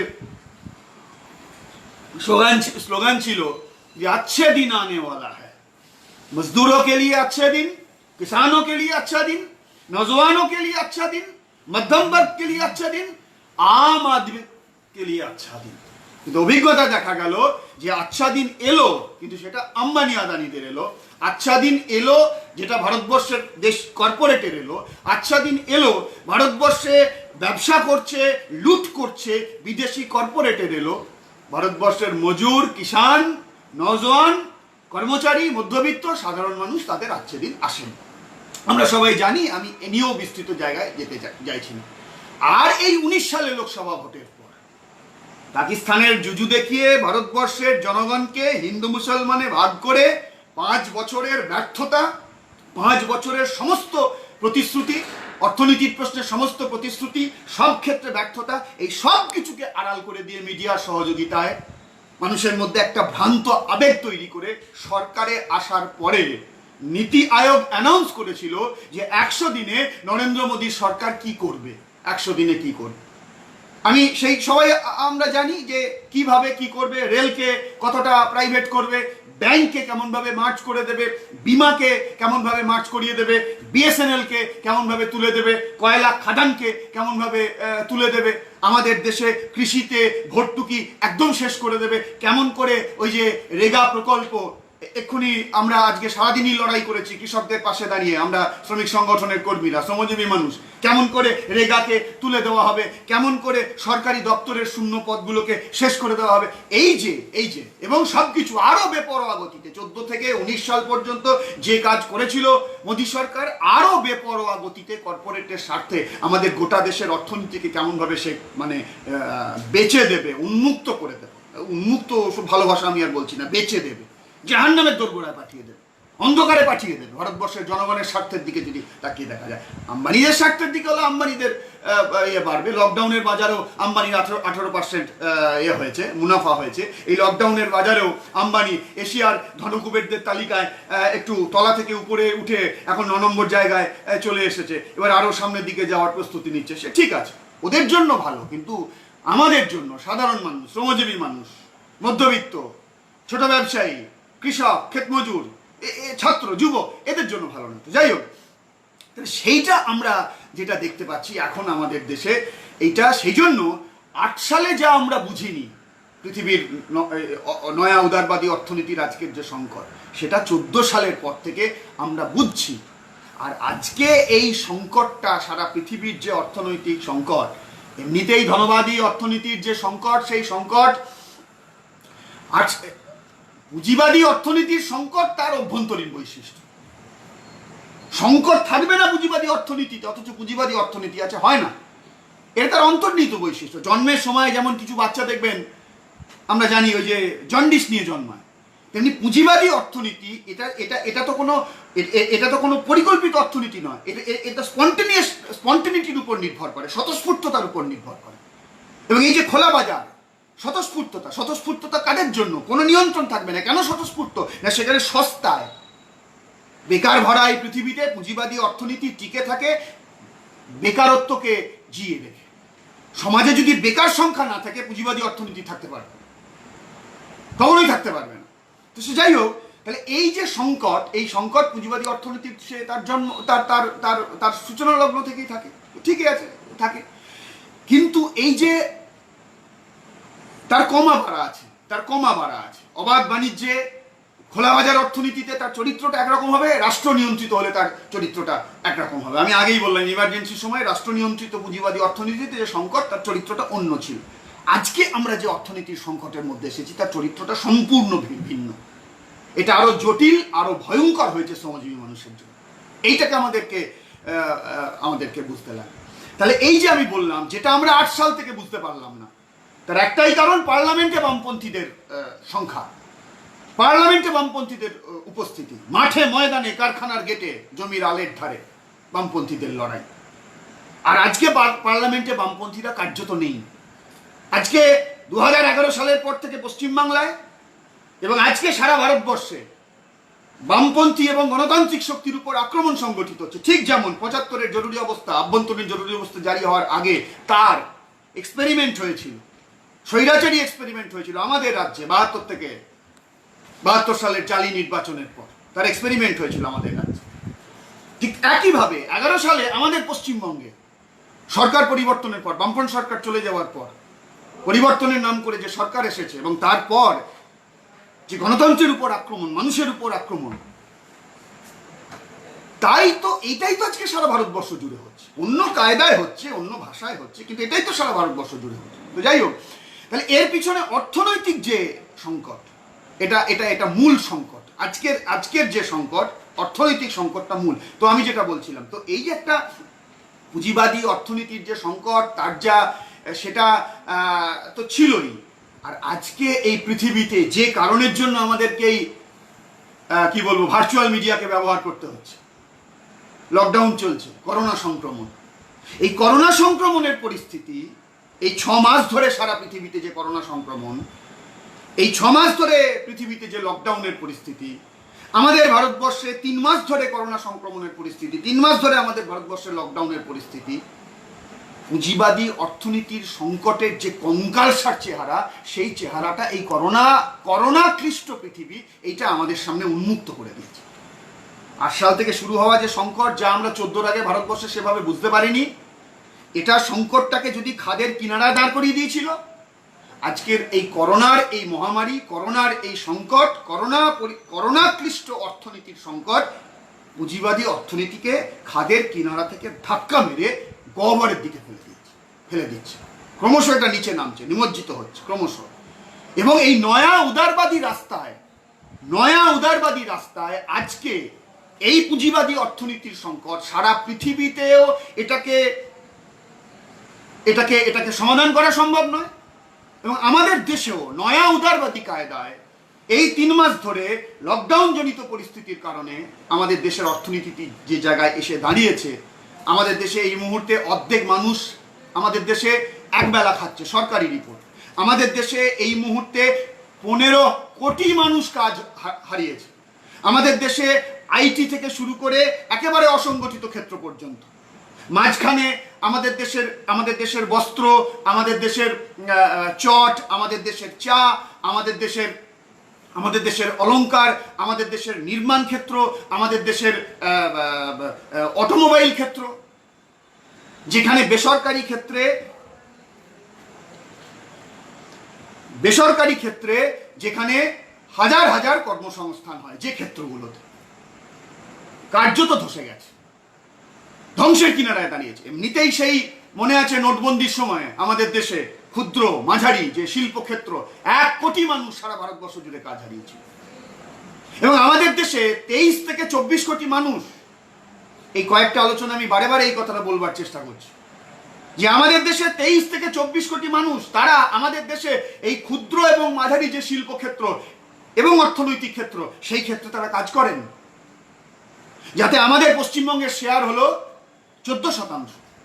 তারও একটা ঐতিহাসিক কারণ আছে, কারণ দীর্ঘদিন ধরে আমাদের পশ্চিমবাংলায়, দীর্ঘদিন ধরে এই যে পূর্বাঞ্চল, পশ্চিমবাংলা সহ পূর্বাঞ্চলে যে যখন লাইসেন্সিং প্রথা ছিল, যখন এখানে বঞ্চনার ফলে আমাদের এখানে শিল্প নতুন করে তৈরি হয়নি, শিল্পের আধুনিকীকরণ হয়নি, আমাদের এখানে শিল্পের ক্রমশ শিল্প শেষ করে দেওয়া হয়েছিল ষড়যন্ত্র করে। আমাদের দেশ স্বাধীনতার পর আমরা ছিলাম 2 নম্বরে, ক্রমশ আমাদেরকে পিছিয়ে দেওয়া হয়েছিল।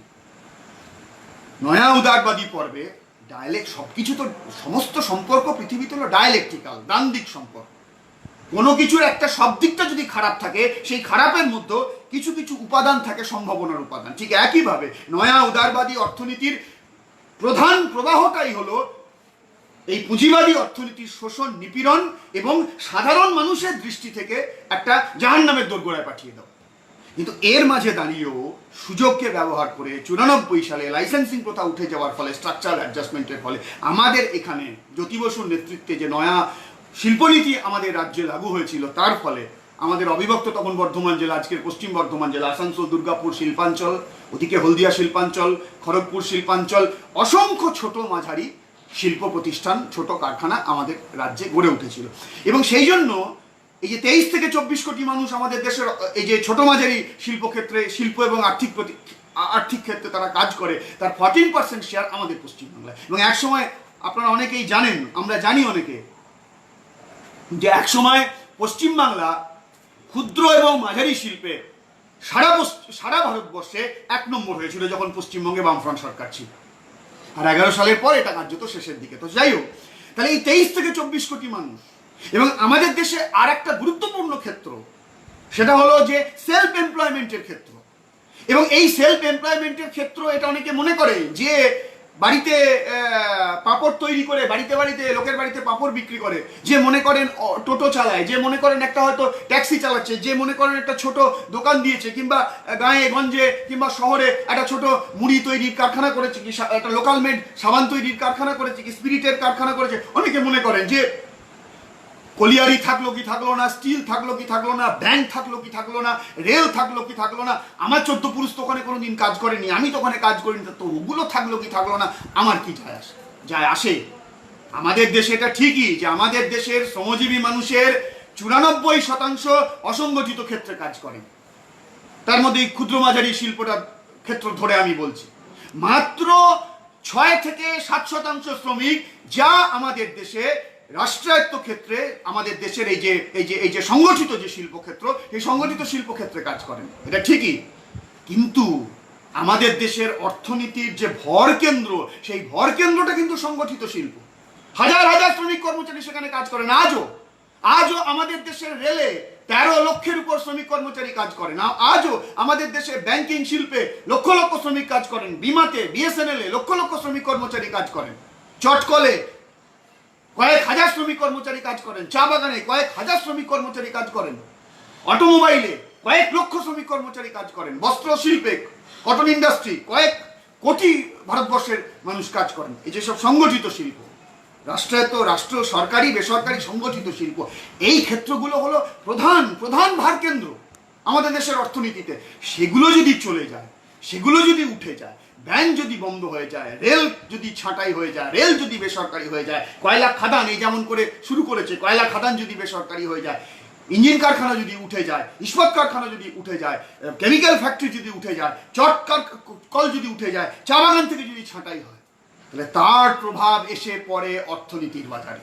আমি যারা আমাদের নেতৃত্বকারী কমরেড ফলো করছেন, আমি তাদের জন্য এই কথাটা বলছি। এই পেজের মধ্যে দিয়ে যে সাধারণ আমাদের কর্মী বা সাধারণ মানুষের কাছে যদি যায়, তো সেই জন্য মাত্র 6 থেকে 7% শ্রমিক কর্মচারী সংগঠিত ক্ষেত্রে কাজ করলেও আমাদের দেশের অর্থনীতির একটা গুরুত্বপূর্ণ শেয়ার তারা বহন করেন। ফলে সেই ক্ষেত্রগুলো যদি চলে যায়, তার প্রভাব অসংগঠিত ক্ষেত্র, সেলফ এমপ্লয়মেন্টের ক্ষেত্র, এই ক্ষেত্রগুলোতে গিয়ে পড়ে। এই লকডাউনের পরিস্থিতিতে যখন আমি বললাম যে আম্বানি সাহেবের 18% মুনাফা বেড়েছে, এই সময়ের মধ্যে মুনাফা বেড়েছে, সারা এশিয়ার ধনকুবেরের র্যাঙ্কে 9th হয়েছেন, এই সময় আমাদের দেশে ঠিক তার উল্টো দিকে আমাদের দেশের 15 কোটি মানুষ কাজ হারিয়েছে। আমাদের দেশের এই ক্ষুদ্র মাঝারি শিল্পের সেখানে তাদের যে মালিকরা একটা সার্ভে করেছে, মালিকরা, আমরা নয়, ট্রেড ইউনিয়ন নয়, মালিকরা একটা সার্ভে করেছে। সেই সার্ভে বলছে যে এই লকডাউনের ফলে আমাদের ভারতবর্ষে 35% এই ক্ষুদ্র এবং মাঝারি শিল্প এবং আর্থিক প্রতিষ্ঠান আর কোনোদিন উঠে দাঁড়াতে পারবে। ওই একই সার্ভেতে বলছে আমাদের দেশের 37% সেলফ এমপ্লয়মেন্টের মধ্যে যারা আছেন, স্ব উদ্যোগী, তারা কোনোদিন আর উঠে দাঁড়াতে পারবেন না। তাহলে 23 থেকে 24 কোটির যদি 35% হয়, সারা ভারতবর্ষের যদি প্রায় 20 কোটি মানুষ, তার যদি 37% যদি হয় আর উঠে দাঁড়াতে না পারে। আর ইতিমধ্যে যা শুরু হয়েছে এই 100 দিনের কাজ, এই লকডাউনের পরিস্থিতিকে কাজে লাগিয়ে নীতি আয়োগ এই মোদির দ্বিতীয় ইনিংস শুরু হওয়ার পরে যে 100 দিনের তারা নির্দেশ দিয়েছিল, শ্রমিকদের লড়াই আন্দোলনের ফলে ব্যাংক মার্চ করতে পারেনি, লড়াই আন্দোলনের ফলে কলিয়ারি মানে বিক্রি করতে পারেনি, লড়াই আন্দোলনের ফলে দুর্গাপুর অ্যালয় প্ল্যান্টকে তুলে দিতে পারেনি, লড়াই আন্দোলনের ফলে চিত্তরঞ্জন ইঞ্জিন কারখানা সহ ভারতবর্ষের সবকটা যে ইঞ্জিন কারখানা, রেলের সবকটা প্রোডাকশন ইউনিটকে ওরা তুলে দিতে পারেনি, লড়াই আন্দোলনের ফলে ওরা পারেনি বিএসএনএলকে ওরা যা চাইছে তা করতে। আজকে এই লকডাউন জনিত পরিস্থিতিকে কাজে লাগিয়ে একদিকে যেমন কর্পোরেটের জন্য অবাধ ছাড় দিচ্ছে, সবাই আমরা জানি লকডাউনের এই বাজারে 50টা কর্পোরেটকে 68,000 কোটি টাকা ছেড়ে দিয়েছে, বাপের টাকা, প্রধানমন্ত্রীর বাপের টাকা, অর্থমন্ত্রীর বাপের টাকা। আমি খুব খারাপভাবেই কথাটা বললাম। মজুরদের কাছে ভালো কথা আসে না, মজুররা ভালো কথা বলতে পারে না, তাদের পেটে জ্বালা আছে, তাদের সামনে তাদের অধিকারগুলো চলে যাচ্ছে। ফলে ভারতবর্ষের জনগণের টাকা 68,000 কোটি টাকা 50টা কর্পোরেটকে ছাড় দিল এই লকডাউনের বাজারে, অথচ পরিযায়ী শ্রমিকদেরকে ট্রেনের ভাড়া দেয় না, অথচ এই সময় পরিযায়ী শ্রমিকদের খাবারের ব্যবস্থা করে না, তাদের আশ্রয়ের ব্যবস্থা করে না, তাদের চিকিৎসার ব্যবস্থা করে না, তাদের টেস্টিং এর ব্যবস্থা করে না। ক্ষুদ্র মাঝারি শিল্প প্রতিষ্ঠানকে 20 লক্ষ কোটি টাকার প্যাকেজ ঘোষণা করেছে, ভাওতা 20 লক্ষ কোটি টাকার মধ্যে মাত্র 1 লক্ষ কোটি টাকা সরকারি, বাকিটা ব্যাংকের ঋণ। আর এই সরকারি যে অ্যানাউন্সমেন্ট 1 লক্ষ কোটি টাকা বেশিরভাগটাই বাজেটে, তাও আদৌ হবে কিনা কেউ জানে না, কেউ জানে না। বলছে যে সরকারি ব্যাংক থেকে লোনের ব্যবস্থা করবে। অভিজ্ঞতা কি বলছে, রিজার্ভ ব্যাংকের রিপোর্ট কি বলছে, গত কয়েক বছর ধরে রিজার্ভ ব্যাংকের রিপোর্ট বলছে যে ভারত সরকার তার যে টার্গেট ঠিক করে রিজার্ভ ব্যাংক ঋণ দেওয়া, সেই ঋণ নেওয়ার লোক নেই। লোকে কখন, আমি যদি একটা কারখানার মালিক হই, আমি কখন ব্যাংক থেকে লোন নিতে যাব? যখন আমি দেখবো যে আমি যে কারখানা থেকে যে জিনিসগুলো তৈরি করি, পণ্য তৈরি করি, সেই পণ্য বাজারে যখন বিক্রি হবে, আমার কারখানাটা চালু থাকবে, তবে তো আমি ব্যাংক থেকে লোন নেবো, নাহলে ব্যাংক লোন শোধ করবো কি করে? তাহলে আজকে সামগ্রিক মন্দা আছে, মানুষের কেনার ক্ষমতা নেই। আমি আগেই বলেছি 8 সালের মন্দা আমাদের দেশে সেভাবে আমরা বুঝিনি, চুইয়ে পড়েছে, কিন্তু 14 সালের পর থেকে সামগ্রিক মন্দা। এই সময়ের মধ্যে একটা সার্ভে বলছে যে 2011-12 অর্থ বছর থেকে 2018-19 অর্থ বছর, এই সময়ে ভারতবর্ষে প্রত্যেক বছর গড়ে 26 লক্ষ করে সেই চাকরি বিলুপ্ত হয়ে গেছে। আমরা সবাই জানি 74-এ রেল ধর্মঘটে 20 লক্ষ শ্রমিক কর্মচারী ছিল, আজকে রেলে 13 লক্ষ শ্রমিক কর্মচারী। আমাদের সীতারামনজি অ্যানাউন্স করেছেন তার মধ্যে আরো 5 লক্ষকে ছাঁটাই করে দেবেন। তাহলে সরকারি দপ্তরগুলোর শূন্য পদ পড়ে আছে, সরকারি দপ্তরগুলোর কোনো নিয়োগ নেই। যারা চাকরি করতো তাদের চাকরি চলে গেছে, যারা কাজ করতো তাদের কাজ চলে গেছে, যাদের মজুরি পেতো 10 টাকা, সে মজুরিটা 5 টাকা হয়ে গেছে। তাহলে তার তো প্রভাব বাজারে পড়ছে, মানুষের কেনার ক্ষমতার উপর তো চাপ পড়ছে। তাহলে কি করে ব্যাংক কেন ছোট মাঝারি শিল্প প্রতিষ্ঠানগুলো লোন নিতে যাবে? কেন ভারত সরকার আজকের এই লকডাউনের বাজারে ভারতবর্ষের 23-24 কোটি মানুষ যে শিল্পের সঙ্গে যুক্ত, সেই ক্ষুদ্র মাঝারি শিল্প প্রতিষ্ঠানে কেন ভারত সরকার লোন কেন অনুদান দেবে না? ক্ষুদ্র মাঝারি শিল্প প্রতিষ্ঠান যদি বাঁচে, কেন বিদ্যুতের দাম কমানো হবে না? কেরালা সরকার যদি বিদ্যুতের দাম কমাতে পারে, আমাদের রাজ্য সরকার কেন বিদ্যুতের দাম কমাবে না? কেন আমাদের রাজ্য সরকার ডোমেস্টিক বিদ্যুতের দাম কমাবে না? কেন আমাদের রাজ্য সরকার ছোট শিল্পে বিদ্যুতের দাম কমাবে না? কেন? তাহলে কল কারখানা যদি তৈরি থাকে, সেগুলো যদি বেঁচে থাকে, তাহলে তো মানুষ কাজ পাবে। আর মানুষ যদি কাজ পায়, তবে তো অর্থনীতির যে সংকট, সেই সংকটের জায়গাটাকে আটকানো যায়। তাহলে এই যে পরিস্থিতি, লকডাউন জনিত এই যে পরিস্থিতি, ভয়ঙ্কর আমাদের অর্থনীতি। আমি আগেই বলেছি যে কঙ্কালসার চেহারাটা বেরিয়ে পড়েছে করোনার পরিস্থিতি। সারা পৃথিবীর সঙ্গে সঙ্গে খাদের কিনারায় দাঁড়িয়েছিল, ধাক্কা মেরে ফেলে দিয়েছে, এখন নিচের দিকে নামছে, ওঠার কোনো লক্ষণ নেই। আর গোটা পৃথিবীর অর্থনীতি আজকে এই নয়া উদারবাদী পথে এই পুঁজিবাদী সংকটকে মেটানো সম্ভব নয়। ইতিমধ্যে আমাদের অভিজ্ঞতা কি? এই করোনার পরিস্থিতিতে পশ্চিম ইউরোপের দেশগুলো, স্পেনে, ইতালিতে কি আওয়াজ উঠেছে? যেখানে রাষ্ট্রায়ত্ত ক্ষেত্র থেকে স্বাস্থ্য সম্পূর্ণ বেসরকারি ক্ষেত্রে চলে গেছিল, আজকের এই করোনার পরিস্থিতিতে স্পেনে এবং ইতালিতে স্বাস্থ্য ক্ষেত্র আবার রাষ্ট্রীয়করণ হয়েছে। পৃথিবীর পশ্চিম ইউরোপের দেশগুলোতে, ধনবাদী দেশগুলোতে, এমনকি মার্কিন যুক্তরাষ্ট্রে পর্যন্ত এই আওয়াজ উঠেছে যে অর্থনীতি পরিচালনার ক্ষেত্রে রাষ্ট্রের ভূমিকা পালন করতে হবে। শিক্ষা, স্বাস্থ্য, বুনিয়াদী যে জায়গা, বেসিক যে জায়গা, সেই জায়গাগুলোতে রাষ্ট্রের ভূমিকা ফিরিয়ে আনার কথা। আজকে কোথায় উঠছে? পুঁজিবাদের শিরোমণি যে দেশগুলো, সেই পুঁজিবাদের শিরোমণি দেশগুলোতে এই আওয়াজ উঠছে।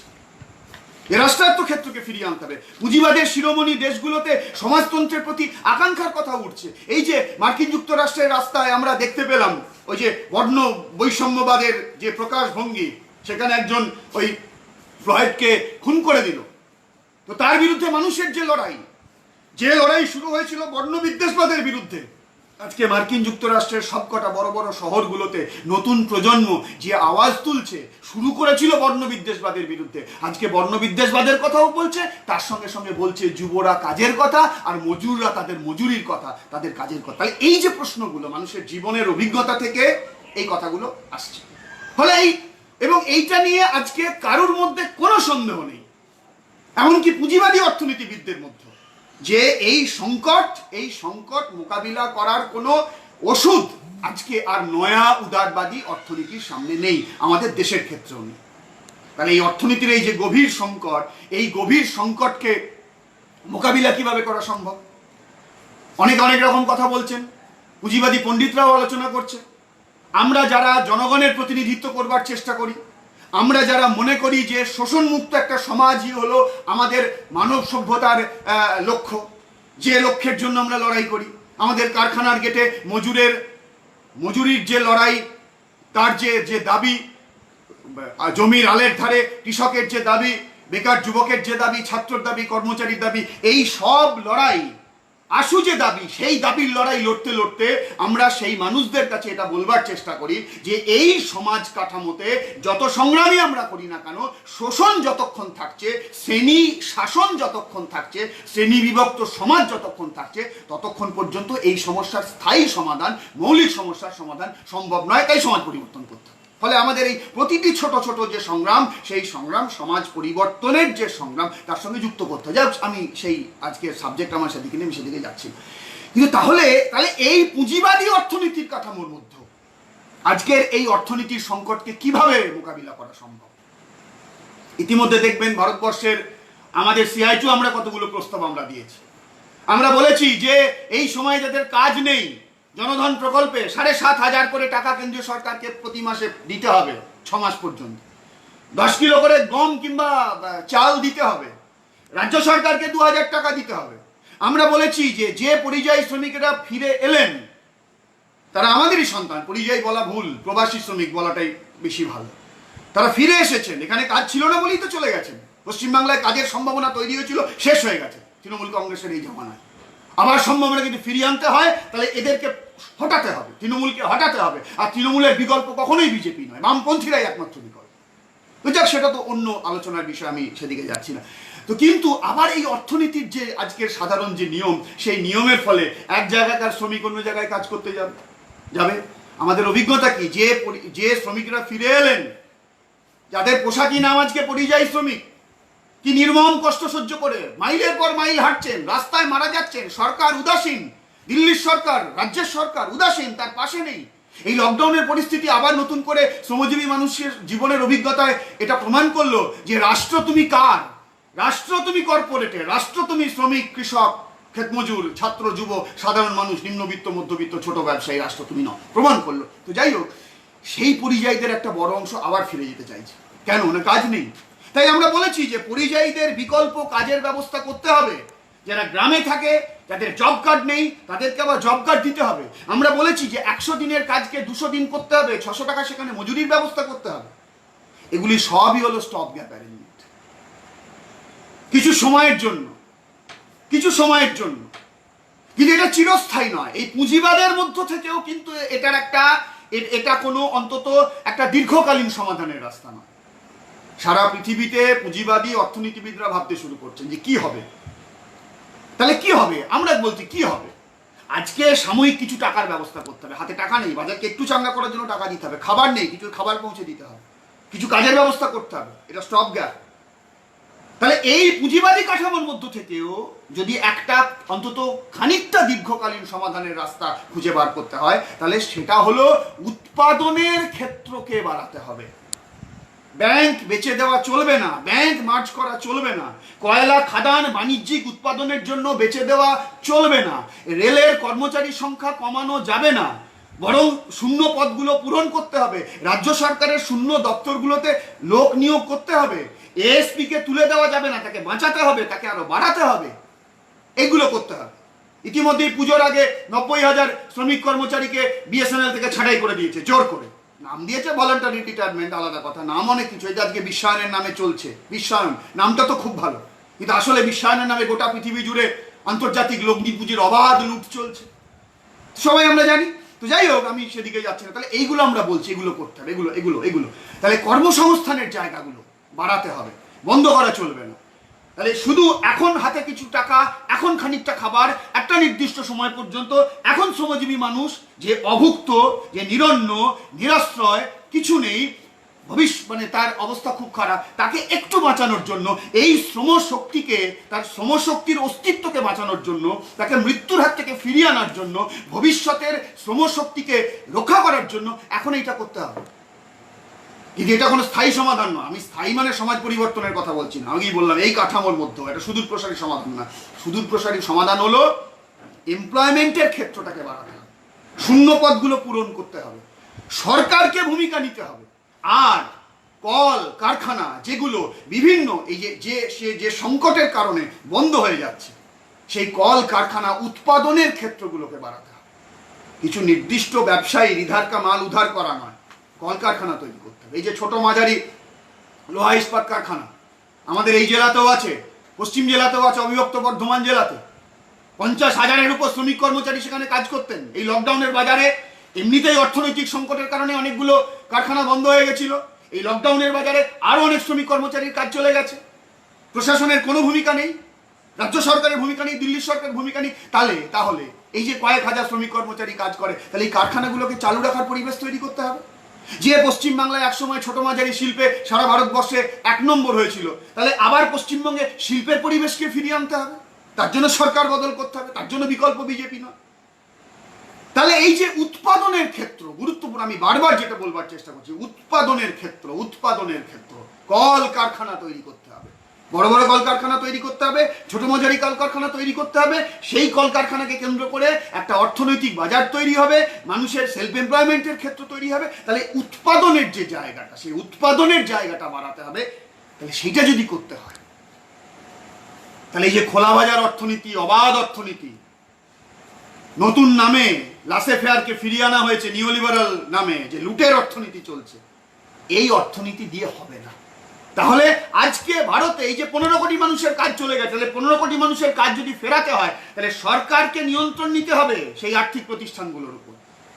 আরো যদি কর্মসংস্থানের ক্ষেত্র তৈরি করতে হয়, তাহলে রাষ্ট্রায়ত্ত প্রতিষ্ঠানগুলোর বিলগ্নীকরণ করা নয়, সেগুলোর আধুনিকীকরণ করে, সেগুলোর উৎপাদনের মাত্রা বাড়িয়ে সেখানে নতুন করে নিয়োগের ব্যবস্থা করতে হবে। ব্যাংককে তুলে দেওয়া নয়, বিমাকে তুলে দেওয়া নয়, কর্পোরেটের সামনে উন্মুক্ত করে দেওয়া না। আজকের অর্থনীতিতে আমি চাইলে এই কর্পোরেটকে বাদ দিয়ে দিতে পারবো না, কিন্তু আমার নিজের সন্তান তাকে হত্যা করে কর্পোরেট অবৈধ সন্তান তাকে আমি আমার উত্তরাধিকার নির্দিষ্ট করবো। এটাই তো আজকে নয়া উদারবাদী অর্থনীতির গোটা দুনিয়ার সঙ্গে সঙ্গে আমাদের ভারতবর্ষের চিত্র। নিজের সন্তান, রাষ্ট্রায়ত্ত প্রতিষ্ঠান, তাকে আমি মৃত্যুর দিকে ঠেলে দিচ্ছি, আর কর্পোরেট এই সরকারের, এই রাষ্ট্রের অবৈধ সন্তান, তাকে আমি উত্তরাধিকারী নির্দিষ্ট করছি। এটা করলে চলবে না। তাহলে এটা যদি বন্ধ করতে হয়, তাহলে কি করতে হবে? সরকারের ভূমিকা বাড়াতে হবে, রাষ্ট্রের ভূমিকা বাড়াতে হবে। তাহলে সরকারের ভূমিকা যদি বাড়ে, রাষ্ট্রের ভূমিকা যদি বাড়ে, তাহলে কি হবে? খোলা বাজার অর্থনীতি তাকে বাতিল করতে হবে, আবার রাষ্ট্র নিয়ন্ত্রিত অর্থনীতি, রাষ্ট্র পরিচালিত অর্থনীতি খানিকটা হলেও ফিরিয়ে আনতে হবে। এটা কি আমাদের ভারতবর্ষের শাসক শ্রেণী চাইছে? এটা কি সারা পৃথিবীর আন্তর্জাতিক লগ্নি পুঁজি সে কি চাইছে? আমি এখনই বলতে পারবো না, কিন্তু অভিজ্ঞতা দেখা যাচ্ছে, আমাদের ভারতবর্ষের ক্ষেত্রে অভিজ্ঞতা দেখা যাচ্ছে যে লকডাউনের পরিস্থিতিতে দেশের মানুষ যখন খেতে পায় না, লক্ষ লক্ষ শ্রমিক যখন রাস্তায় বেঘরে মারা যায়, কলকারখানা বন্ধ হয়ে যায়, উৎপাদনের ক্ষেত্র নেমে যায়, 15 কোটি মানুষ কাজ হারায়, সেই সময় যখন আমাদের সরকার, দিল্লির সরকার আর রাজ্যের সরকার, সে যখন শ্রমিক, কৃষক, ক্ষেতমজুর, ছাত্র, যুব, কর্মচারী, ছোট ব্যবসায়ী, সাধারণ মানুষের পাশে না দাঁড়িয়ে সে যখন কর্পোরেটকে ছাড় দেয়, এই সুযোগকে ব্যবহার করে, লকডাউনের সুযোগ, মানুষ বেরোতে পারছে না তো রাস্তায়, এই সুযোগকে ব্যবহার করে ওই যে নীতি আয়োগের 100 দিনের দেশ বেচার যে ফর্দ, সেই ফর্দকে লাগু করতে নেমে যায়, হলফ করে বলা যায়, নিশ্চিত করে বলা যায়, ভারতবর্ষের শাসক শ্রেণী তাদের আজকে যারা সেবা দাস, ভারতীয় জনতা পার্টি, ভারতবর্ষের যে কোনো শাসক শ্রেণীর পার্টির থেকে এই বিজেপি পার্টির পার্থক্য আছে। এ শুধু ভারতবর্ষের শাসক শ্রেণীর প্রতিনিধিত্বই করছে তাই নয়। আগে একজন করতো, আজকে 75-এর জরুরি অবস্থার সময় অন্য একটা রাজনৈতিক দল ভারতবর্ষের শাসক শ্রেণীর প্রতিনিধিত্ব করছে, আজকে অন্য একটা রাজনৈতিক দল শাসক শ্রেণীর প্রধান প্রতিনিধি, আবার কালকে পরিবর্তন হলে অন্য পরিস্থিতি তৈরি হবে। কিন্তু বিজেপি অন্য পার্টি, কারণ এরা শুধু ভারতবর্ষের শাসক শ্রেণীর প্রতিনিধিত্ব করে তাই নয়, এরা ভারতবর্ষের ধর্মীয় যে ফ্যাসিবাদী যে মতাদর্শ তার ভিত্তিতে পরিচালিত যে আরএসএস, সেই আরএসএস পরিচালিত একটা পার্টি, যারা আমাদের দেশের যে বহুত্ববাদী সংস্কৃতি, আমাদের দেশের যে ধর্মনিরপেক্ষতার সংস্কৃতি, আমাদের দেশের এই বহুত্ববাদী সংস্কৃতি তো এমনি এমনি কিছু নয়, আমি এমনি হরলিক্স খাই। আমাদের দেশের এই বহুত্ববাদী সংস্কৃতি মানে ভারত সমাজের, ভারত রাষ্ট্রের গণতন্ত্রের পেহচান, গণতন্ত্রের পরিচয়। ব্রিটিশ আসার আগে আমাদের এই সমাজ, এই রাষ্ট্র, এই রাজনৈতিক পরিচয় ছিল না। ব্রিটিশের বিরুদ্ধে স্বাধীনতার লড়াই লড়তে লড়তে আমাদের এই ঐক্য তৈরি হয়েছে, বৈচিত্র্যের মধ্যে ঐক্য। সেই ঐক্য আরো নিবিড় হয়েছে ব্রিটিশের বিরুদ্ধে রাজনৈতিক সংগ্রাম করতে করতে। ফলে এই বহুত্ববাদ, সেই বহুত্ববাদের স্বীকৃতি আছে আমাদের দেশের সংবিধানে। আরএসএস সেই বহুত্ববাদকে মানে না, হিন্দুস্তান চাপিয়ে দিতে চায়। বহুত্ববাদের জায়গায় এই ধরনের একমুখী এবং শুধু একমুখী নয়, পশ্চাৎগামী ভাবনা, প্রতিক্রিয়াশীল ভাবনা, সেটাকে সে চাপিয়ে দিতে চায়। মনুবাদকে তারা কার্যকর করতে চায়। ফলে এইরকম একটা দল, ফলে তারা শুধু 92-এর বিজেপি নয়, 92-এর বিজেপি নয়, যখন বাবরি মসজিদ শহীদ করেছিল, 92-এর বিজেপি নয়, 2000 এই নতুন শতাব্দীর বিজেপি, নতুন শতাব্দীর আরএসএস, যে ভারতবর্ষের আজকে কর্পোরেটের সঙ্গে যার নিবিড় সম্পর্ক, আমি এর চেয়ে বেশি আর বলতে চাই না, সময় অনেক হয়ে গেছে, নিবিড় সম্পর্ক। সেই জন্য আজকে এই রাজনীতি বিজ্ঞানের পণ্ডিতরা নতুন একটা কথা বলছে, কর্পোরেট কমিউনালিজম। কর্পোরেট, এখানে কমিউনালিজম, সাম্প্রদায়িক শক্তি, কর্পোরেট এক জায়গায় মিলেমিশে গেছে। এবং এর সঙ্গে আর একটা গুরুত্বপূর্ণ উপাদান, দুর্নীতি। বিজেপিকে সবাই খুব সাধু ভাবছে, তো সবাই আমরা জানি বিজেপি যারা যে রাজ্যগুলোতে সরকার চালায় কি পাহাড় প্রমাণ দুর্নীতি, আর পশ্চিমবঙ্গের তৃণমূলের যে কটা দুর্নীতির মুখ, সেগুলো আজকে বিজেপির ওয়াশিং মেশিনে গিয়ে তাদের কাঁচা হচ্ছে। তো যাই হোক, আমি অত স্যালো কথা এই আজকের এই আলোচনার জায়গায় আমি নিয়ে যেতে চাইছি না। তাহলে যে দুর্নীতি, তাহলে সেই দুর্নীতি এবং ভারতবর্ষের যে কর্পোরেট, এই কর্পোরেট, তাহলে এদের যে একটা ঐক্য, একটা কার্টেল গড়ে উঠেছে। এবং এই ঐক্য এবং কার্টেলের বিভিন্ন অংশের বিভিন্ন ইন্টারেস্ট, বিভিন্ন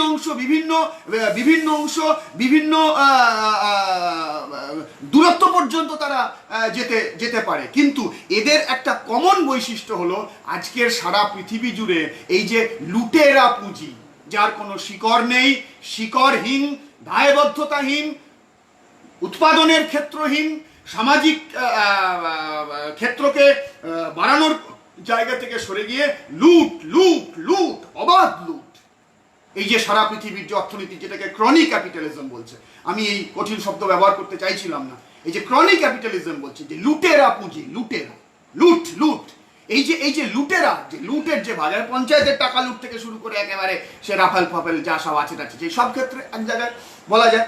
তাহলে আমি যে কথাটা দিয়ে যাচ্ছি, বা আমি কথাকে শেষ করব যে জায়গাটা দিয়ে যাচ্ছিলাম, তাহলে আজকের এই যে অর্থনীতির যে সংকট, ভারতবর্ষের জনগণের উপর যে ভয়ঙ্কর যে বোঝা নেমে এসছে, তাহলে এইটাকে যদি বেরোতে হয় এই পুঁজিবাদী কাঠামোর মধ্যেও, তাহলে এই নয়া উদারবাদী অর্থনীতিকে সরাতে হবে, কর্পোরেটের স্বার্থমুখী অর্থনীতিকে সরাতে হবে, রাষ্ট্রের নিয়ন্ত্রণ ফিরিয়ে আনতে হবে, স্ট্রাকচারাল অ্যাডজাস্টমেন্টের নামে আমরা যেগুলো হারিয়েছি সেগুলোকে ফিরিয়ে আনার উদ্যোগ নিতে হবে। কিন্তু আমাদের দেশের আজকের পার্লামেন্ট, আমাদের দেশের আজকের শাসক শ্রেণী, আমাদের দেশের সরকার, তারা এই কাজ করবে না। সে নজির ইতিমধ্যে লকডাউনের পরিস্থিতিতে তারা তৈরি করে ফেলেছে। তাহলে কি হতে পারে? গবেষণার বিষয়।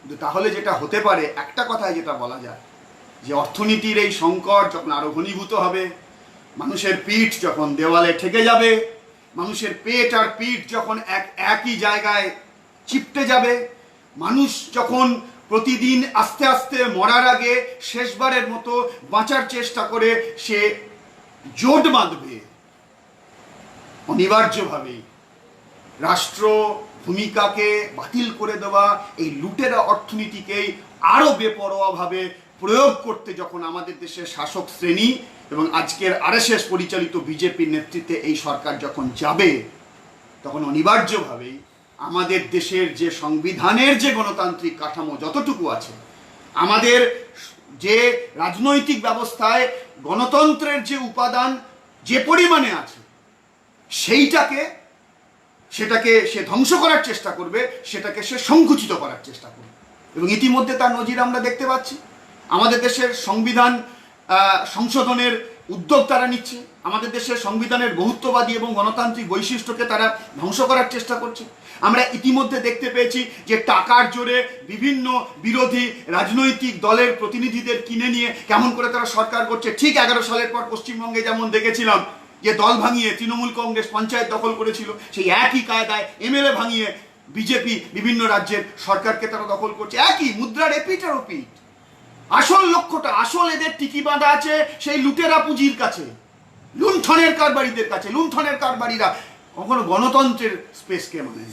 ফলে এই অর্থনৈতিক সংকট আগামী দিনে আমাদের দেশে গণতন্ত্রের সংকটকে আরো ভয়ঙ্কর বিপদের মুখে দাঁড় করাবে। ইতিমধ্যে তার কতগুলো ইঙ্গিত আমরা আমাদের দেশে দেখতে পাই। একটু আগে আমরা বলছিলাম যে শুরুর দিকে, প্রায় ঘন্টাখানেক আগে, যে কি বলে ফোর্থ পিলার অফ ডেমোক্রেসি, গণতন্ত্রের চতুর্থ স্তম্ভ আমরা বলছিলাম। কিন্তু আজকে আমাদের অভিজ্ঞতা কি? মেন স্ট্রিম মিডিয়া আজকে কি? কারাই মেন স্ট্রিম মিডিয়া চালায়? কর্পোরেট মেন স্ট্রিম মিডিয়া চালায়। এবং আজকে মিডিয়া গণতন্ত্রের চতুর্থ স্তম্ভ নয়, আজকে মিডিয়া এই লুটেরা পুঁজির পক্ষে তারা বলে। এবং যারা এই লুটেরা পুঁজির বিরুদ্ধে, লুণ্ঠনের বিরুদ্ধে জনগণের জীবনের কথা বলে, সেই বামপন্থীদের লড়াই আন্দোলনের কথা এই মিডিয়া ব্ল্যাক আউট করে। আমাদের অভিজ্ঞতা তাই দেখা যায়। ফলে আজকে তাহলে মিডিয়াও যে গণতন্ত্রের যে ক্ষেত্রকে প্রসারিত করার তার একটা ভূমিকা আছে, সেইটাকেও আজকে শেষ হয়ে গেছে। আমরা দেখেছি আমাদের দেশের বিচার ব্যবস্থার আজকে কি ভূমিকা আমরা দেখতে পাচ্ছি। সামন্ততন্ত্রের জায়গায় যখন পুঁজিতন্ত্র তৈরি হয়েছিল, বিভিন্ন ফর্ম হতে পারে, কিন্তু পুঁজিতন্ত্রের রাজনৈতিক যে কাঠামো, তার বেসিক উপাদানটা হলো সেপারেশন অফ পাওয়ার, ক্ষমতার স্বতন্ত্রীকরণ। যে আইন করবে সে বিচার করবে না, যে বিচার করবে সে শাসন করবে না, আবার যে শাসন করবে সে আইন করবে না। তাহলে শাসন, বিচার এবং আইন পরস্পরকে চেক করবে, পরস্পরকে চেক করবে। চেকস অ্যান্ড ব্যালেন্স, এই হলো বুর্জুয়া ডেমোক্রেসির, বুর্জুয়া রাজনৈতিক গণতন্ত্রের বেসিক জায়গা। আজকে সেইটাও আমাদের দেশের ক্ষেত্রে আক্রমণের মুখে।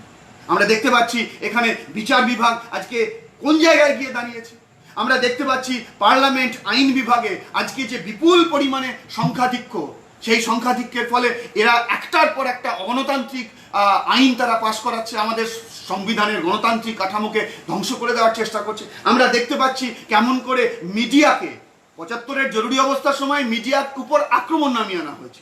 আজকে মিডিয়ার উপর আক্রমণটা অন্য, মিডিয়ার যে মৌলিক বৈশিষ্ট্য তার উপর আক্রমণ নামিয়ে আনা হয়েছে মিডিয়াকে ব্যবহার করে। কারণ মিডিয়াগুলোই আজকে কর্পোরেট, তারা নিজের মতো করে মিডিয়া চালাচ্ছে। ফলে এই যে সার্বিকভাবে আর গণতন্ত্রের উপর আক্রমণ আমরা দেখেছি মোদি জামানায়, এই যে প্রথম ইয়েতে দলিতদের উপর আক্রমণ, সংখ্যালঘুদের উপর আক্রমণ, তারপর কি বলে জাতের নামে, ধর্মের নামে মানুষের মধ্যে যে আক্রমণ, আমরা সিএএ, এনআরসি, তার এক্সপিরিয়েন্স আমরা দেখেছি যে কেমনভাবে অগণতান্ত্রিকভাবে এই সমস্ত কাজকর্মগুলোকে করবার চেষ্টা হয়েছে। ফলে আমি আমার কথাকে আর বাড়াচ্ছি না। শ্রমজীবী মানুষের লড়াই তার রুটি রুজির লড়াই, তার এই রুটি রুজির লড়াই শেষ পর্যন্ত তাকে সমাজ পরিবর্তনের লড়াইয়ের দিকে এগিয়ে নিয়ে যায়। এবং এই রুটি রুজির লড়াই মূলত লড়াইটা তার অর্থনৈতিক ক্ষেত্রে, এবং অর্থনৈতিক ক্ষেত্রে এই লড়াইটা তার একটা রাজনৈতিক ভাষা আছে। আর অর্থনৈতিক ক্ষেত্রে এই শ্রেণী শোষণকে উচ্ছেদ করার জন্য সমাজ পরিবর্তনের লড়াই, সেটাও হলো একটা রাজনৈতিক লড়াই। তো সেই জন্য আমি আমার আলোচনাটা মূলত আগের দিন তপনদা যা বলেছেন সেই প্রেক্ষাপটকে মাথায় রেখে এই অর্থনীতির সংকট কেমনভাবে আমাদের এখানে গণতন্ত্রের সংকট তৈরি করবে সেইটা বলবার চেষ্টা করলাম। যে যেহেতু এই নয়া উদারবাদী পথে এই সংকট মেটার কোনো সমাধান নেই, উদারবাদের বিরুদ্ধে দাঁড়াতে হবে, কর্পোরেটের বিরুদ্ধে দাঁড়াতে হবে, সরকারের নিয়ন্ত্রণ ফিরিয়ে আনতে হবে। যে কাজ আমাদের দেশের সরকার, আমাদের আজকের পার্লামেন্ট, আমাদের শাসক শ্রেণী করবে না, তাহলে সেটা যখন করবে না, সেখানে জনগণের এই যে যন্ত্রণাক্লিষ্ট, শোষিত, বঞ্চিত, নিপীড়িত, এই যে পেট পিঠে ঠেকে যাওয়া, সব হারা নতুন করে এই মানুষ তাদের যখন লড়াইয়ে আবার সে ফিরে আসার চেষ্টা করবে, ফলে তার উপর সে যাতে ফিরতে না পারে, লড়াই সংগ্রামের সমস্ত যে গণতান্ত্রিক যে তালিকাগুলো পদ্ধতিগুলো এই সব কিছুকে বাতিল করে দেওয়ার জন্য আমাদের রাষ্ট্র কাঠামোয় এই অর্থনৈতিক সংকটের পরিপ্রেক্ষিত থেকে আমাদের রাষ্ট্র কাঠামোয় আগামী দিনে গণতন্ত্রের একটা বড় বিপদের আশঙ্কা সম্ভাবনা কিন্তু তৈরি হচ্ছে। এবং এর এর এর এর সঙ্গে সঙ্গে যেহেতু আজকের এই কর্পোরেট কমিউনালিজম, আজকের আরএসএস তার প্রায় 100 বছর আগের পুরনো আরএসএস নয়। আজকের স্বাধীনতার সময় এরা স্বাধীনতার লড়াই লড়েনি, এরা সবসময় সাম্রাজ্যবাদের দালালি করেছে। যারা লড়াই করেছে তাদের আজকে দেশপ্রেম নিয়ে এরা প্রশ্ন করার সাহস পায়, তারা দেশপ্রেম নিয়ে প্রশ্ন করার জায়গায় যাচ্ছে। যাই হোক, সেটা অন্য সাবজেক্ট, আমি সেদিকে যাচ্ছি না। তাহলে আজকে আরএসএস কর্পোরেটের সঙ্গে মিলেমিশে গেছে, ফলে কর্পোরেটের স্বার্থ সে পূরণ করছে, কারণ কর্পোরেট তার স্বার্থ পূরণ করছে। আবার কর্পোরেটের স্বার্থ পূরণ হচ্ছে এই সরকার, এই নীতি এদের কাছ থেকে। ফলে কর্পোরেটের স্বার্থ হলো যাতে করে মানুষ লড়াই আন্দোলনে না আসে, শ্রমজীবী মানুষ লড়াই আন্দোলনে না আসে। আর আরএসএস এর রাজনৈতিক দর্শন হলো যে ভারতবর্ষের বহুত্ববাদকে শেষ করে দিয়ে ভারতবর্ষে মনুবাদের নাম করে ভারতবর্ষে প্রতিক্রিয়াশীল অগণতান্ত্রিক যে রাজনৈতিক দর্শন, সেই রাজনৈতিক দর্শনকে সে যাতে লাগু করতে পারে। আমরা সবাই জানি যে আরএসএস এর যারা নেতা, যারা আরএসএস তৈরি করেছিলেন, তাদের তাত্ত্বিক গুরু ছিলেন মুসোলিনির কাছ থেকে তারা পেয়েছিলেন, উৎসাহ পেয়েছিলেন। জার্মানির দার্শনিক গণতন্ত্রের বিরোধী যে ফাসিস্ট দর্শন, যার থেকে ফাসিস্ট দর্শনের যে আঁতুরঘর, ফাসিস্ট দর্শনের আঁতুরঘরের দার্শনিক নিচ্ছে, তার কাছ থেকে আমাদের দেশের আরএসএস এর যারা ফাউন্ডার ছিলেন তারা তাদের থেকে দার্শনিক উপাদান সংগ্রহ করেছে। সারা পৃথিবীর মেহনতি মানুষ কার্ল মার্কসের কাছ থেকে আলো পেয়েছেন, ইমানসিপেশন অফ ওয়ার্কিং ক্লাস, শ্রমজীবী মানুষের ওই মুক্তি। আর ঠিক একইভাবে নিৎসের কাছ থেকে আলো নয়, অন্ধকার নিয়ে এসে আমাদের ভারতবর্ষের গোটা সমাজের বহুত্ববাদী সমাজের মধ্যে যে রাজনৈতিক গণতন্ত্রের উপাদান ছিল, আজকে আরএসএস সুযোগ বুঝে সেই বহুত্ববাদী সমাজকে শেষ করে দিয়ে ভারতবর্ষের রাজনৈতিক গণতন্ত্রের যে উপাদান তাকে শেষ করে দিয়ে ভারতবর্ষকে মনুবাদী, স্বৈরাচারী, অগণতান্ত্রিক এবং ফ্যাসিস্ট সুলভ যে রাজনৈতিক পরিবেশ, যে পরিমণ্ডল, রাজনৈতিক রাষ্ট্র কাঠামো, সেই দিকেই তারা অগ্রসর হবার চেষ্টা করছে। হিন্দু রাষ্ট্রে সব হিন্দুর মানুষের রুটি রুজির সমস্যার সমাধান করতে পারে? প্রশ্নটা হিন্দু, মুসলমান, বিহারি, বাঙালি নয়, প্রশ্নটা কে খাটছে আর কে খাটছে না। কে খাটছে সম্পদ তৈরি করছে অথচ বঞ্চিত, আর কে খাটছে না অন্য সম্পদ চুষে তাছাড়া সম্পদ বাড়াচ্ছে। সেই জন্য আমি আমার আলোচনাটাকে এই জায়গাতেই শেষ করে দিতে চাই যে পুঁজিবাদী অর্থনীতির আজকের এই গভীর সংকট নয়া উদারবাদী রাস্তায় এর সমাধানের কোনো রাস্তা নয়। তার থেকে যদি বেরোতে হয় তাহলে আবার রাষ্ট্র নিয়ন্ত্রণের জায়গায় ফিরতে হবে, কিন্তু রাষ্ট্র সে জায়গায় নিয়ন্ত্রণের জায়গায় যাবে না। ফলে স্বাভাবিকভাবেই এই পরিবেশ শাসক শ্রেণীকে তার নিজের স্বার্থের কারণেই ভারতবর্ষের অর্থনীতিতে, ভারতবর্ষের রাজনীতিতে, ভারতবর্ষের সমাজে, ভারতবর্ষের সংস্কৃতিতে গণতন্ত্রকে সংকুচিত করার রাস্তায় সে যাবেই। আর সেই জন্যই এই গণতন্ত্রকে সংকুচিত করার রাস্তার একটা উপাদান হিসেবে সম্প্রীতির উপর, মানুষের ঐক্যের উপর সে আক্রমণ সংগঠিত করবে। কারণ মানুষের সম্প্রীতি এবং ঐক্যের উপর আক্রমণ সংগঠিত করতে না পারলে, মানুষের মধ্যে যদি শ্রমিক এই সত্তাকে সে যদি ভুলিয়ে দিতে না পারে, কৃষক এই সত্তাকে ভুলিয়ে দিতে না পারে, সে বেকার যুবক এই সত্তাকে ভুলিয়ে দিতে না পারে, সে কর্মচারী এই সত্তাকে ভুলিয়ে দিতে না পারে, তাহলে say in the name of Hindu ধর্মের কোথাও বলা নেই ভালো হিন্দু হতে গেলে মুসলমানদেরকে ঘৃণা করতে হবে, কোথাও বলা নেই। কিন্তু সে আরএসএস রাজনৈতিক হিন্দুত্ব তৈরি করতে চায়, রাজনৈতিক হিন্দুত্ব। তাহলে রাজনৈতিক হিন্দুত্ব তৈরি করতে চায় মানেই হলো সে একটা প্রতিপক্ষ তৈরি করতে চায়। সে প্রতিপক্ষ ভারতবর্ষের মুসলমান জনসংখ্যা যেহেতু হিন্দুর পরে, তাই মুসলমানকে এখানে সে প্রতিপক্ষ হিসেবে হাজির করবার চেষ্টা করছে। তাহলে রাজনৈতিক হিন্দুত্ব তৈরি করে রাজনৈতিক প্রতিপক্ষ হিসাবে মুসলমান মানুষদেরকে হাজির করে ভারতবর্ষের সমাজে সেই যে দ্বিজাতি তত্ত্ব যার ভিত্তিতে ভারত ভাগ হয়েছিল, জিন্নার তত্ত্ব তো দ্বিজাতির তত্ত্ব, জিন্নার বহু আগে ওই সাভারকার হিন্দুত্বের তত্ত্ব দিয়েছে, দ্বিজাতি তত্ত্বের দিয়েছে। আবার সাভারকার কেন বলি, তারও বহু আগে যখন আমাদের এই বাংলাদেশে হিন্দু মেলা এই কথা এসেছিল, রাজনারায়ণ বসু বহু আগে আমাদের দেশের অষ্টাদশ শতাব্দীতেই এই দ্বিজাতি তত্ত্বের চর্চা শুরু হয়ে গেছিল, এবং সেটা ব্রিটিশের পৃষ্ঠপোষকতা। আর এই আজকে যারা দ্বিজাতি তত্ত্বের কথা বলে দেশ ভাগ করেছে, তারাও সাম্রাজ্যবাদের দালালি করেছে, আর সেই সাম্রাজ্যবাদের দালালরাই আজকে আবার ভারতবর্ষে নতুন করে জাত ধর্মের নাম করে এই যে সম্প্রীতির উপর আক্রমণ তারা আনছে, তার একটাই কারণ, এটা শ্রমজীবী মানুষের লড়াই দুর্বল হয়। আর শ্রমজীবী মানুষের লড়াই যদি দুর্বল হয়, তাহলে স্বাভাবিকভাবেই গণতন্ত্রের উপর যে আক্রমণ আসবে, সেই গণতন্ত্রের উপর আক্রমণকে রোখা যাবে না। তাই আজকে ৪৫ বছর পরে ইমার্জেন্সির এই ৪৫ বছরকে সামনে রেখে আমাদেরকে যদি চর্চা করতে হয়, তাহলে সেই সময় কেমনভাবে আমাদের দেশে রাজনৈতিক গণতন্ত্রের ক্ষেত্র সংকুচিত হয়েছিল, সেই পরিস্থিতির থেকে আজকে আমরা আরো ভয়ঙ্কর জায়গায় দাঁড়িয়ে আছি, এই জন্য যে তখন পুঁজিবাদ পরিচালিত হয়েছে রাষ্ট্রের নিয়ন্ত্রণে, আর আজকে পুঁজিবাদ পরিচালিত হচ্ছে খোলাবাজার অর্থনীতি, সারা পৃথিবী জুড়ে আন্তর্জাতিক লগ্নি পুঁজির এই লুণ্ঠনের দিন। সেই সময় অর্থনীতির সংকট তৈরি হয়েছিল, কিন্তু তবুও সেই সময় উৎপাদনের ক্ষেত্র চালু ছিল এবং উৎপাদনের ক্ষেত্রের মূল নিয়ন্ত্রণ ছিল রাষ্ট্রের হাতে। আর আজকে উৎপাদনের ক্ষেত্রকে বাতিল করে দেওয়া হচ্ছে, আজকে ফাটকা কারবারের দিকে যাওয়া হচ্ছে, আজকে লুণ্ঠনের পুঁজি উৎপাদনের সব ক্ষেত্রকে সংকুচিত করে দিচ্ছে। আর উৎপাদনের ক্ষেত্র সংকুচিত হওয়া মানে ওয়ার্কিং ক্লাসের অস্তিত্ব শেষ হয়ে যাওয়া। তাহলে সেই জন্য আজকে গণতন্ত্রের উপর আক্রমণ, অর্থনীতির সংকটের পরিপ্রেক্ষিতে গণতন্ত্রের উপর আক্রমণ, সম্প্রীতির উপর আক্রমণ, এটা আরো অনেক অনেক বিপজ্জনক হয়েছে। সেই জন্য আজকের এই পরিস্থিতিতে ভারতবর্ষের, এটা ৭৫ সালে ভারতবর্ষ দাঁড়িয়ে নেই, এটা ভারতবর্ষ ৭৫ সালে দাঁড়িয়ে নেই, পৃথিবী ৭৫ সালে দাঁড়িয়ে নেই। আবার আরো আমি নির্দিষ্ট করে বলতে পারি, করোনা ক্লিষ্ট পৃথিবীর আগে পুঁজিবাদ তার সংকট এবং মানুষের অভিজ্ঞতা যেখানে দাঁড়িয়েছিল, আজকের এই করোনা ক্লিষ্ট পৃথিবীতে পুঁজিবাদের সংকট আর মানুষের অভিজ্ঞতা এক জায়গায় দাঁড়িয়ে নেই। তাহলে এই সময় মানুষ মরার আগে আরেকবার সবাই মিলে এক জায়গায় দাঁড়াতে হবে। রাজনীতি মানে শুধু একটা পার্টির সঙ্গে একটা পার্টির লড়াই নয়, একটা পার্টির সঙ্গে আরেকটা পার্টির লড়াই রাজনীতির একটা বহিঃপ্রকাশ। রাজনীতি মানে ক্লাস স্ট্রাগল, শ্রেণী সংগ্রাম। একটা শ্রেণী ক্ষমতাকে দখল করে রেখেছে, সে ক্ষমতাকে দখল করে রাখতে চায়, আর একটা শ্রেণী অবদমিত, সে ক্ষমতা দখল করতে চায়। রাজনীতির বেসিক কম্পোনেন্ট এই জায়গাটা, এইটা আমরা অনেক সময় ভুলে যাই।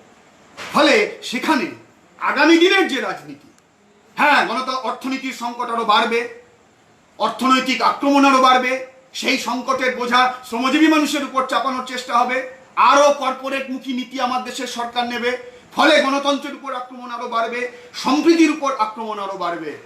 শ্রমজীবী মানুষের যে অভিজ্ঞতা তৈরি হয়েছে করোনা ক্লিষ্ট পৃথিবীতে, সারা পৃথিবী আমাদের দেশে একটা নতুন সম্ভাবনাও তৈরি হয়েছে। শাসক শ্রেণী যেমন অর্থনৈতিক আক্রমণ, গণতন্ত্রের উপর আক্রমণ, সম্প্রীতির উপর আক্রমণ, তাকে বাড়ানোর চেষ্টা করবে।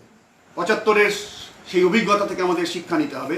উল্টো দিকে ৭৫ পরবর্তী ভারতবর্ষের গণতন্ত্রের জন্য যে সংগ্রাম, একটা সর্ববৃহৎ ক্ষেত্র গণতন্ত্রের জন্য সংগ্রাম, এবং সেই সংগ্রামে সিআইটির গুরুত্বপূর্ণ ভূমিকা ছিল গণতন্ত্রের জন্য, গণতন্ত্র পুনরুদ্ধারের সংগ্রাম, শ্রমজীবী মানুষের অধিকারকে ফিরিয়ে আনা। আজকে ৮ ঘন্টার কাজ ১২ ঘন্টা করা হচ্ছে, আজকে সমস্ত শ্রম আইনকে বাতিল করা হচ্ছে। এ তো সবই হলো এতক্ষণ ধরে আমরা যা বলে যাচ্ছি তার এক একটা অঙ্গ। ফলে এক্ষেত্রেও সিআইটিউকে গুরুত্বপূর্ণ ভূমিকা পালন করতে হবে। শ্রমিক শ্রেণী সে হলো অগ্রগামী শ্রেণী। সিআইটিউকে আমরা সিআইটিউর কর্মী হিসাবে কৃষক, ক্ষেতমজুর, কর্মচারী, ছাত্র, যুব, সমাজের বিভিন্ন বুদ্ধিজীবী সম্প্রদায়, অর্থাৎ যারা আমাদের দেশের শাসক শ্রেণী নয়, বৃহৎ বুর্জুয়া নয়, আমাদের দেশের সামন্ত নয়, আর যারা সাম্রাজ্যবাদের দালাল নয়, এই সমস্ত অংশকে এক জায়গায় জড়ো করে আগামী দিনের যে লড়াই, সেই লড়াইয়ে আমরা এগোতে পারবো। আমরা অর্থনীতির এই সংকটের চেহারাকে উপলব্ধি করে, গণতন্ত্রের উপর যে আক্রমণ আসতে চলেছে তাকে উপলব্ধি করে, সম্প্রীতির উপর যে আক্রমণ আসতে চলেছে তাকে উপলব্ধি করে, শুধু আজকের দিনে একটু বাজার চাঙ্গা করা কিংবা হাতে পয়সা নয়, উৎপাদনের ক্ষেত্রকে বাঁচিয়ে রাখার জন্য যে লড়াই, সেই লড়াইয়ে আমরা এগোতেই পারবো। সবাইকে আমি অভিনন্দন জানাই, শুভেচ্ছা জানাই। আমি আমার কথা শেষ করছি। সবাই ভালো থাকবেন, সতর্ক থাকবেন, কিন্তু শাসক চায় মানুষ যাতে ঘরের বাইরে না বেরোয়। ফিজিক্যাল ডিস্টেন্স মানতে হবে, সোশ্যাল ইন্টিগ্রেশন বাড়াতে হবে, স্বাস্থ্যবিধি মেনেও। সরকার শাসক শ্রেণী করোনার পরিস্থিতিকে ব্যবহার করে যখন আমাদের উপর আক্রমণকে দিনের পর দিন বাড়াচ্ছে, তাহলে আমাদেরকেও শরীর সুস্থ ঠিক রেখে ঐক্য তৈরি করে, ব্যাপক ঐক্য তৈরি করে, ব্যাপকতম ঐক্য হলো আজকের সময়ের দাবি। সেই ব্যাপকতম ঐক্য তৈরি করে আমরা এগোতেই পারবো, এই আত্মবিশ্বাস আমাদের আছে। নতুন প্রজন্ম লড়াই আসছে, তাদেরকে আমাদের ডাকতে হবে, তাদেরকে আমাদেরকে সঙ্গে নিতে হবে। আমরা নিশ্চয়ই এগোতে পারবো, উই শ্যাল ওভারকাম। নিশ্চয়ই আমরা সামনের দিকে এগোতে পারবো। অর্থনীতির সংকটের লড়াইয়ে, গণতন্ত্রের সংকটের লড়াইয়ে, সম্প্রীতির উপর আক্রমণের লড়াইয়ে, শ্রমজীবী মানুষের ঐক্য, গণতন্ত্র, অধিকার, সে লড়াই আমরা এগোতে